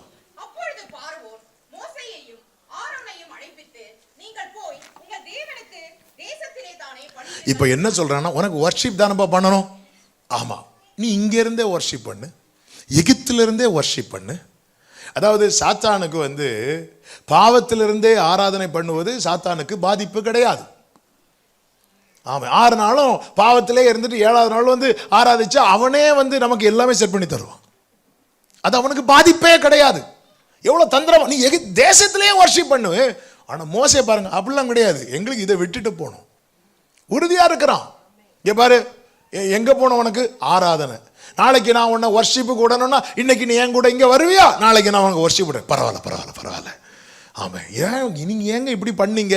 அப்படி பண்ணாதான் நாளைக்கு ஆராதனைக்கு விடுவேன்னு சொன்னாங்க. நிறைய பண்ண ஆராதனைக்கு அவனே விடுவான், லீவு தந்து விடுவான். நீ தேசத்துல எகிப்துல வர்ஷிப் பண்ணா சிங்காசனத்துல யார் இருப்பான்னு நினைக்கிறீங்க?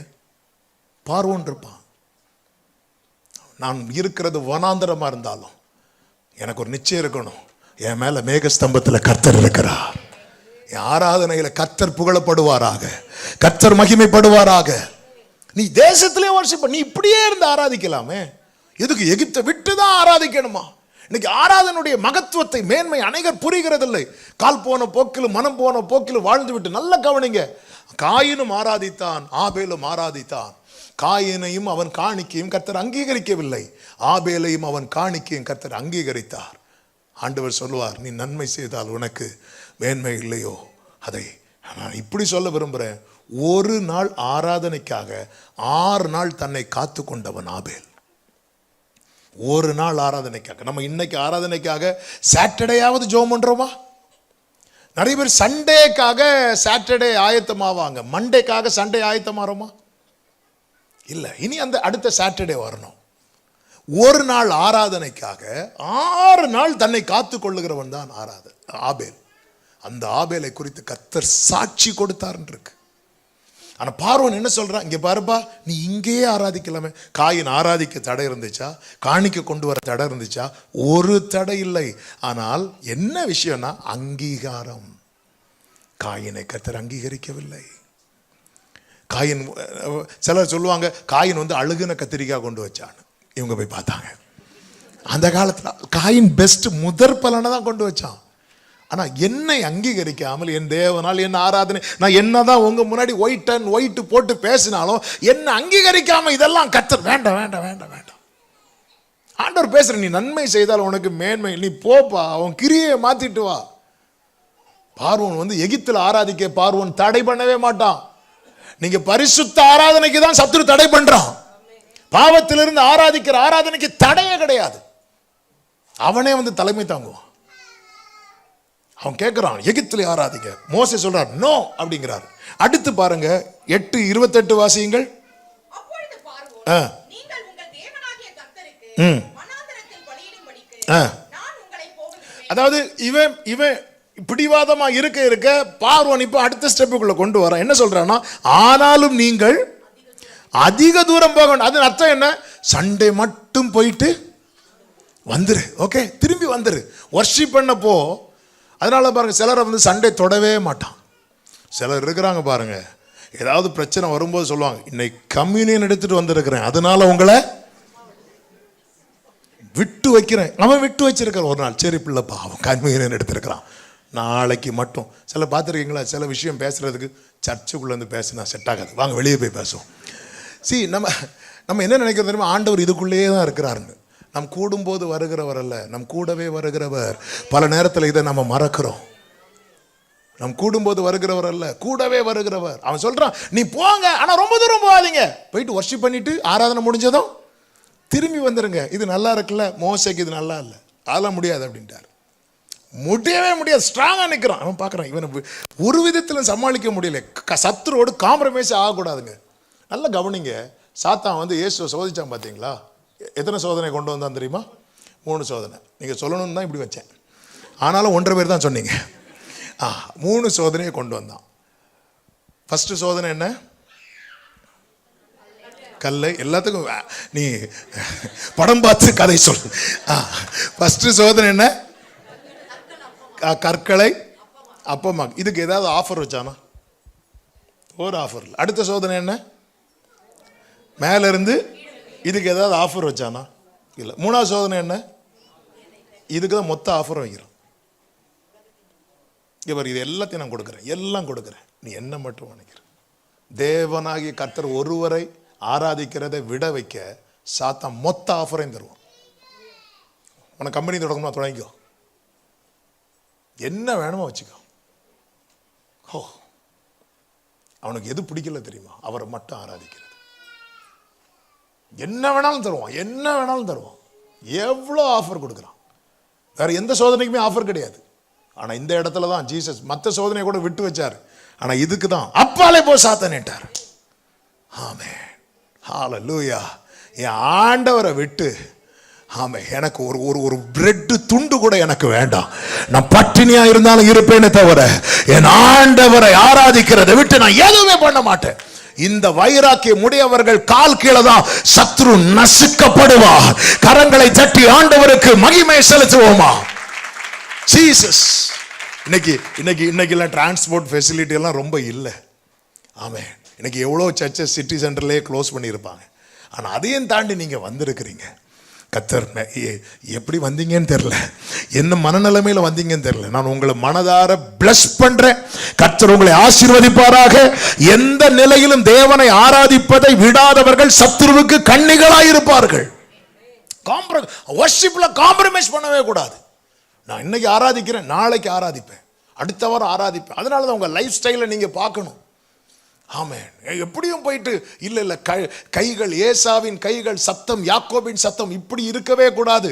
கண்ணு தெரியாத ஈசாக்கை ஏமாத்தலாம், சர்வத்தை காண்கிற கர்த்தரை ஏமாற்ற முடியாது. அடுத்து அவன் என்ன பண்றான் பாருங்க. இதுலயும் மோசே வழிக்கு வர மாட்டான்னு சொன்னதும் 10வது அதிகாரத்தை பாருங்கள். அதனுடைய ஆமென் 9வது வசனத்தை பாருங்கள். இல்ல 10-11 வாசியுங்கள். 10-11 நான் உங்களையும் உங்கள் குழந்தைகளையும் விடுவேனோ கர்த்தர் அப்படி சொல்லிட்டு அடுத்து சொல்றார், புருஷராகிய நீங்கள் போய் ஆராதிங்க. அது அர்த்தம் என்ன? உங்க குடும்பம் வேண்டாம். சிலர் பாருங்க, நான் மட்டும்தான் வர்ஷிப் பண்றேன். சில கணவன்மார் உண்டு, பெரிய பெரிய மனம் படைத்தவர். போ நீ போய் வர்ஷிப் பண்ணிட்டு வா. விடக்கூடாது மோசேக்களே, விடக்கூடாது. நான் மட்டும் ஆராதிப்பேன், என் குடும்பம் பார்வோன் பிடியில் இருக்கணுமா? நம்ம என்ன பண்ணுவோம்? எப்பாடா இல்ல இல்ல. ஆமென். நான் ஆராதிப்பேன், என் மனைவி அல்லது என் புருஷன், என் பிள்ளைங்க, என் சகோதரர்கள் பார்வோன் பிடியில் இருக்கணுமா? ஆமென். மோசே சொல்றார் முடியாதுன்றார். அதெல்லாம் முடியாது. சத்ருவுக்கு கண்ணியா மாறணும்னா சில ஆவிக்குரிய வைராக்கியம் தேவை. என் பிள்ளைங்க இன்னும் சத்ரு பிடியில முடியாது, என் மனைவி சத்ரு பிடியில முடியாது, என் புருஷன் சத்ரு பிடியில முடியாது. அவன் ஏன்னா ஃபர்ஸ்ட் உங்களை பிடிக்க பார்த்தான், நீங்க பிடியிலே நிக்க மாட்டேங்கிறீங்க. என் உயிரே போனாலும் ஆராதிப்பேன் ஆயிட்டு. சரி நீ போய்க்கோ, என்ன கூப்பிடாத. எங்க சர்ச்சில் எத்தனையோ பேர் வீட்டுக்கு தெரியாம வருவாங்க, புருஷனுக்கு தெரியாம வந்து ஆராதிக்கிற சகோதரிகள் உண்டு. கொஞ்ச நாளாகி தெரிய வந்து அடின்னு போட்டு அடிப்பார். ஆனாலும் இவங்க வந்து ஆராதிப்பாங்க. அப்புறம் பார்த்தார், நீ இப்படி எனக்கு தெரியாமல் போய் ஆட்டோவுக்கு செலவு ஜாஸ்தி ஆகுது, நானே உன்னை கொண்டு விடுறேன். அப்புறம் அந்த எங்கள் ஸ்ட்ரீட் எங்கள் மெயின் ரோட்லேருந்து ஒரு 200 மீட்டர் உள்ளே இருக்கு எங்கள் சர்ச். மெயின் ரோட்டில் கொண்டு விட்டுட்டு போவாங்க, அங்கேருந்து வந்து ஆராதிப்பாங்க. ஆனாலும் அவங்க விட மாட்டாங்க, ஜோம் பண்ணுவாங்க. அடுத்து மெயின் ரோட்டில் விட்டவர் கொஞ்சம் கொஞ்சமாக சர்ச்சுக்கு ஃப்ரெண்டில் வந்து கொண்டு விட்டுட்டு போனாங்க. விடமாட்டாங்க, விடவே மாட்டாங்க. இப்போ பார்த்தீங்கன்னா அவங்க அந்த சகோதரிகள் வர்றதுக்கு முன்னாடி முதலாக இவங்க வந்து உட்காந்துருப்பாங்க. ஏங்க ஜெயிக்கிறவங்க இருக்கிறாங்கங்க, விசுவாசத்தினாலே ஜெயிக்கிறவங்க இருக்கிறாங்க, சாக கொடுத்தவர்களை கூட திரும்ப பெற்றவங்க இருக்கிறாங்க. நம்ம காம்ப்ரமைஸ் ஆகிட்டோம், பரவாயில்ல நானாவது ஆராதிக்கிறேனே. இப்படிதான் ஒரு வீடு பிரதிஷ்டை போயிருக்கிறேன். வீடு பிரதிஷ்டை முடிஞ்சு அவர் வந்து கொஞ்சம் அப்படி, அதாவது அவருக்கு அதிலலாம் திருப்தி இல்லாதது மாதிரி அப்படி நின்றுட்டு இருக்கிறார். சரி சர்மனை கொடுத்துட்டு அவங்கள்ட்ட யூஸ்வலாக வீடு பிரதிஷ்டையில் சரி நீங்கள் எதாவது சாட்சி சொல்கிறீங்கன்னா சொல்லுங்கன்னு சொல்லுவோம். அன்னைக்கு தெரியாமல் அவர்கிட்ட சொல்லிட்டேன். செல்லட்டெல்லாம் மைக்கு கொடுத்துட்டு பாஸ்டர்ஸ் நெஞ்சு எவ்வளோ தடவாங்கன்னு உங்கள் பாஸ்டர்கிட்ட கேட்டால் சொல்ல மாட்டாங்க, எங்கள்கிட்ட சொல்லுவாங்க. ஆமாம், செல்லட்டெல்லாம் மைக்கு கொடுத்துட்டு அவங்க வைக்கிறதுக்காக பின்னாடி இருந்து ஸ்தோத்திரம் சொல்லிட்டு இருப்போம். ஸ்தோத்திரம். அவங்க என்ன நினைப்பாங்கன்னு நம்ம சாட்சி அவருக்கு ரொம்ப பிடிச்சிட்டு போல, அதனால தான் சோதரம் சொல்லிட்டு இருக்கிறாங்க. ஆமாம். இவர் என்ன பண்ணார்னா எனக்கு இதுலலாம் நம்பிக்கையே இல்லைன்ட்டார். அப்போ எதுக்கு வீடு கட்டினீங்க? நான் எதுக்கு வீடு கட்டினேன் தெரியுமா? எனக்கு வீடு பரலோகத்தில் இருக்கு, ஒரு வேளை என் மனைவி பிள்ளைகளுக்கு தங்குறதுக்கு ஒரு இடம் வேணும்ல, அதுக்காக இங்கே வீடு. அதாவது இவருக்கு வீடு பரலோகத்தில் இருக்கிறான், இவர் பிரதிஷ்டை முடிச்சோன்னு போயிடுவார். அவர் மனைவி பிள்ளைகளுக்கு வந்து இங்கே இருக்கிறான். ஆமாம், விடக்கூடாதுங்க. நோவாவுக்கும் அவன் குடும்பத்துக்கும் கிருபை கிடைச்சுன்னா இருக்கு, நோவாவுக்கோ கர்த்தருடைய கண்கள் கிருபை கிடைத்தது. விட்டானா நோவா? பேழைக்குள்ள போய் கதவை மூடுறார்ல. என்ன நான் இப்படி சொல்றேன், உங்களை பெட்டியில வச்சு கதவை மூடுறதுக்குள்ள உங்க மொத்த குடும்பமும் கிறிஸ்துவுக்குள்ள இருக்கணும். எத்தனை பேர் விரும்புறீங்க? ஏன் ஃபுல் குடும்பம் அந்த ரட்சிப்புக்குள்ள வரணும்னு விரும்புறவங்க இப்ப கையை தூக்குங்க பார்க்கலாம். வெட்கப்படாம கை தூக்குங்க. கையை தூக்காதவங்களை நான் விட்டுறேன், அவங்களுக்காக நான் ஜெபிக்க போறேன். ஆமென். ஆமா, என் மொத்த குடும்பம் கிறிஸ்துவுக்குள்ள இருக்கணும். அப்படிப்பட்டவங்க உங்க வலது கரத்தை உயர்த்தி இயேசுவின் நாமத்தில் அந்த கிருபையும் அந்த வைராக்கியத்தையும் கர்த்தர் கொடுப்பீராக. ஆமென் சொல்லுங்க பார்க்கலாம். விடக்கூடாதுங்க. ஒருவேளை நீங்க அயர்லாந்துல வந்து ரட்சிக்கப்பட்டிருப்பீங்க, உங்க குடும்பம் இந்தியா தேசத்துல இருக்கும், இன்னும் அந்த பாரம்பரியத்தில் இருக்கும். கிறிஸ்தவத்துல இருக்கிறதுனால பரலோகத்துக்கு போவாங்கன்னு கிடையாது, ரட்சிப்புக்குள்ள வரணும். ஆண்டவராக இயேசு கிறிஸ்துவை விசுவாசித்து ஏற்றுக்கொண்டதின் அடையாளமாய் அந்த ஞானஸ்நான உடன்படிக்கைக்கு உட்படும் போதுதான் ரட்சிப்பு அங்கே கன்ஃபார்ம் ஆகிறது. விசுவாசம் உள்ளவனாகி ஞானஸ்நானம் பெற்றவன், விசுவாசம் உள்ளவனாகி ஞானஸ்நானம் பெற்றவன் ரட்சிக்கப்படுவான். விசுவாசியாதவனும் ஆக்கினைக்குள்ளாக தீர்க்கப்படுவான். விடக்கூடாது. ஆண்டவர் என்ன கொண்டு வந்துட்டீங்க, என் குடும்பம் எப்படியும் போட்டு, இல்ல இல்ல இல்ல, போராடணும். ரட்சிப்பு கர்த்தருடையது. சத்தமா ஆமென் சொல்லுங்க பார்க்கலாம். இப்போ அவன் சொல்ற, புருஷராகி நீங்கள் மட்டும் போங்க. மோசே முடியவே முடியாதுட்டான். 10வது அதிகாரம் 24வது வசனத்தை வாசியுங்கள்.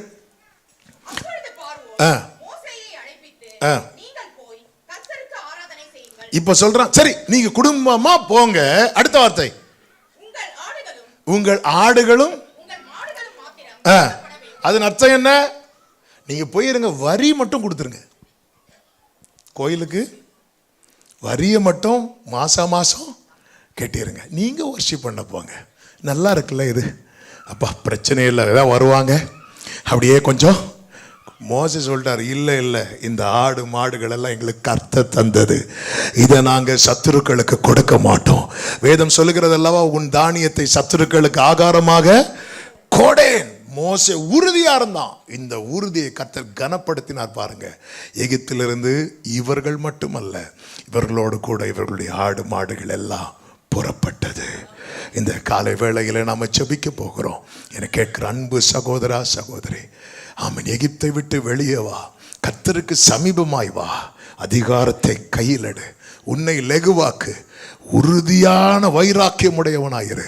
கர்த்தர் உன்னை சத்துருவுக்கு கண்ணியாக்குவார். உன்னை கொண்டு உன் குடும்பத்தை அநேகரை கர்த்தர் ரட்சிப்பார்.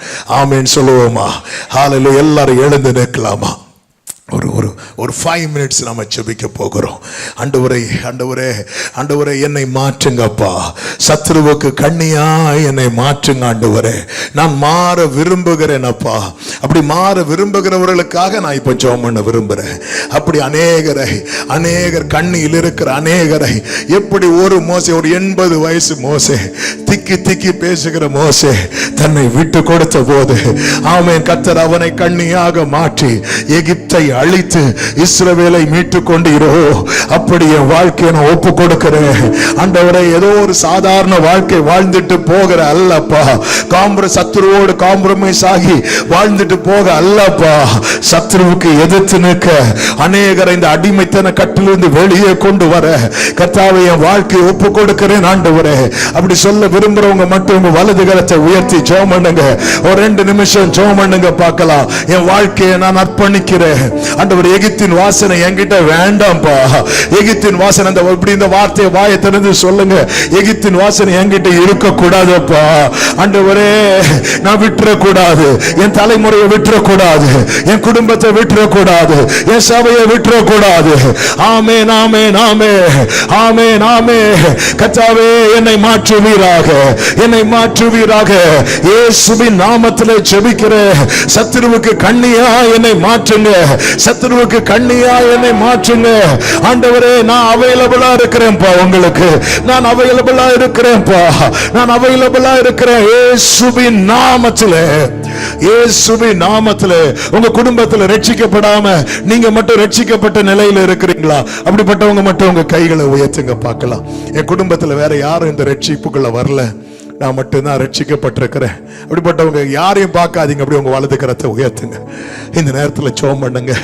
ஆண்டவரே, என் குடும்பம், மொத்த குடும்பம் வரணும் ஆண்டவரே. ஜெபம் பண்ணுங்க. நாளைக்கு பரலோகத்தில் அது எப்படிங்க இருக்கும் கொஞ்சம் யோசித்து பாருங்க. நோவா பேழைக்குள்ள, நோவாவும் அவன் மனைவியும் பிள்ளைங்க வெளியே ஹாப்பியா இருப்பானா நோவா? இல்லையே இல்லையே. மொத்த குடும்பம் இருந்ததுனால தான் நாங்கள் அவன் சந்தோஷமா உள்ள போனான்.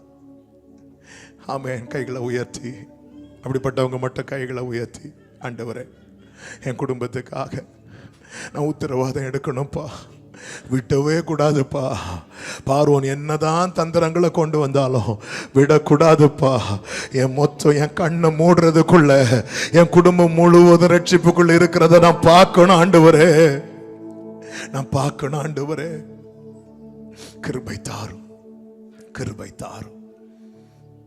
எஸ், இன்னையிலேருந்து நீங்க நல்ல ஜெபம் பண்ணுங்க, விட்டுறாதீங்க. ஒவ்வொரு பேரை சொல்லி ஜெபம் பண்ணுங்க. இந்த குடும்பம், மொத்த குடும்பம், யோசுவா தன்னுடைய முதிர் வயதிலே சொல்லும் ஒரு சாட்சி உண்டு. நானும் என் வீட்டாருமோ என்றால் கர்த்தரையே சேவிப்போம். ஏலிக்கு அப்படி சொல்ல முடியல. ஏன் தெரியுமா? ஏலி தன் ஸ்தானத்தில் படுத்து கொண்டான் என்று பைபிள்ல சொல்லப்பட்டிருக்கு. அவன் பிள்ளைங்க தப்பு பண்ணாங்க, அட்வைஸ் பண்ணதோடு சரி, அந்த பிள்ளைகளுக்காக அவன் ஜெபிக்க விட்டுட்டான். நம்ம நல்லா அட்வைஸ் பண்ணுவோம், ஆனா உத்தரவாதம் எடுத்து ஜெபிக்கிறோமா? இந்த மோசையை பார்த்தீங்களா? காம்ப்ரமைஸே ஆகல. ஒரு ஆடை கூட விட்டு வைக்கல மோசே. அதை நான் சத்துருவு கொடுக்க மாட்டேன்.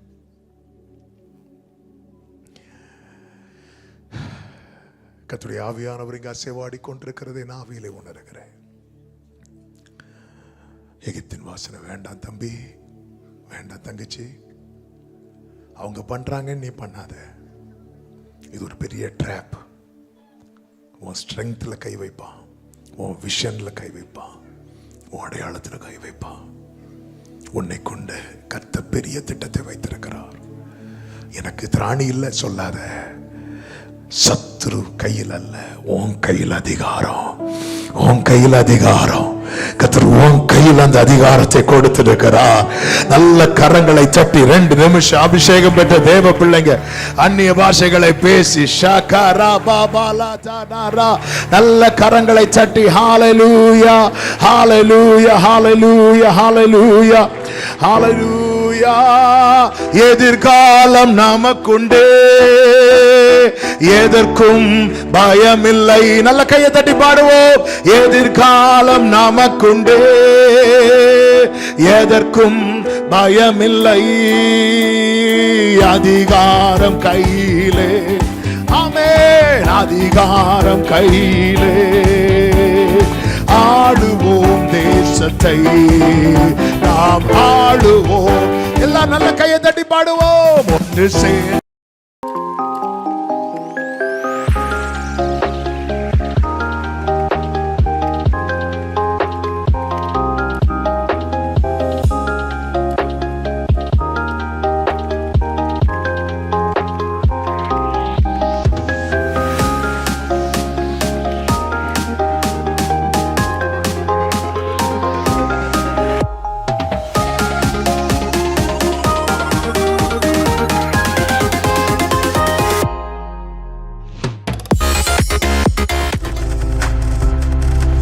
நீங்கள் பார்த்து கொண்டிருப்பது உங்கள் ஜாய் டிவி. உங்கள் துக்கம் சந்தோஷமாய் மாறும்.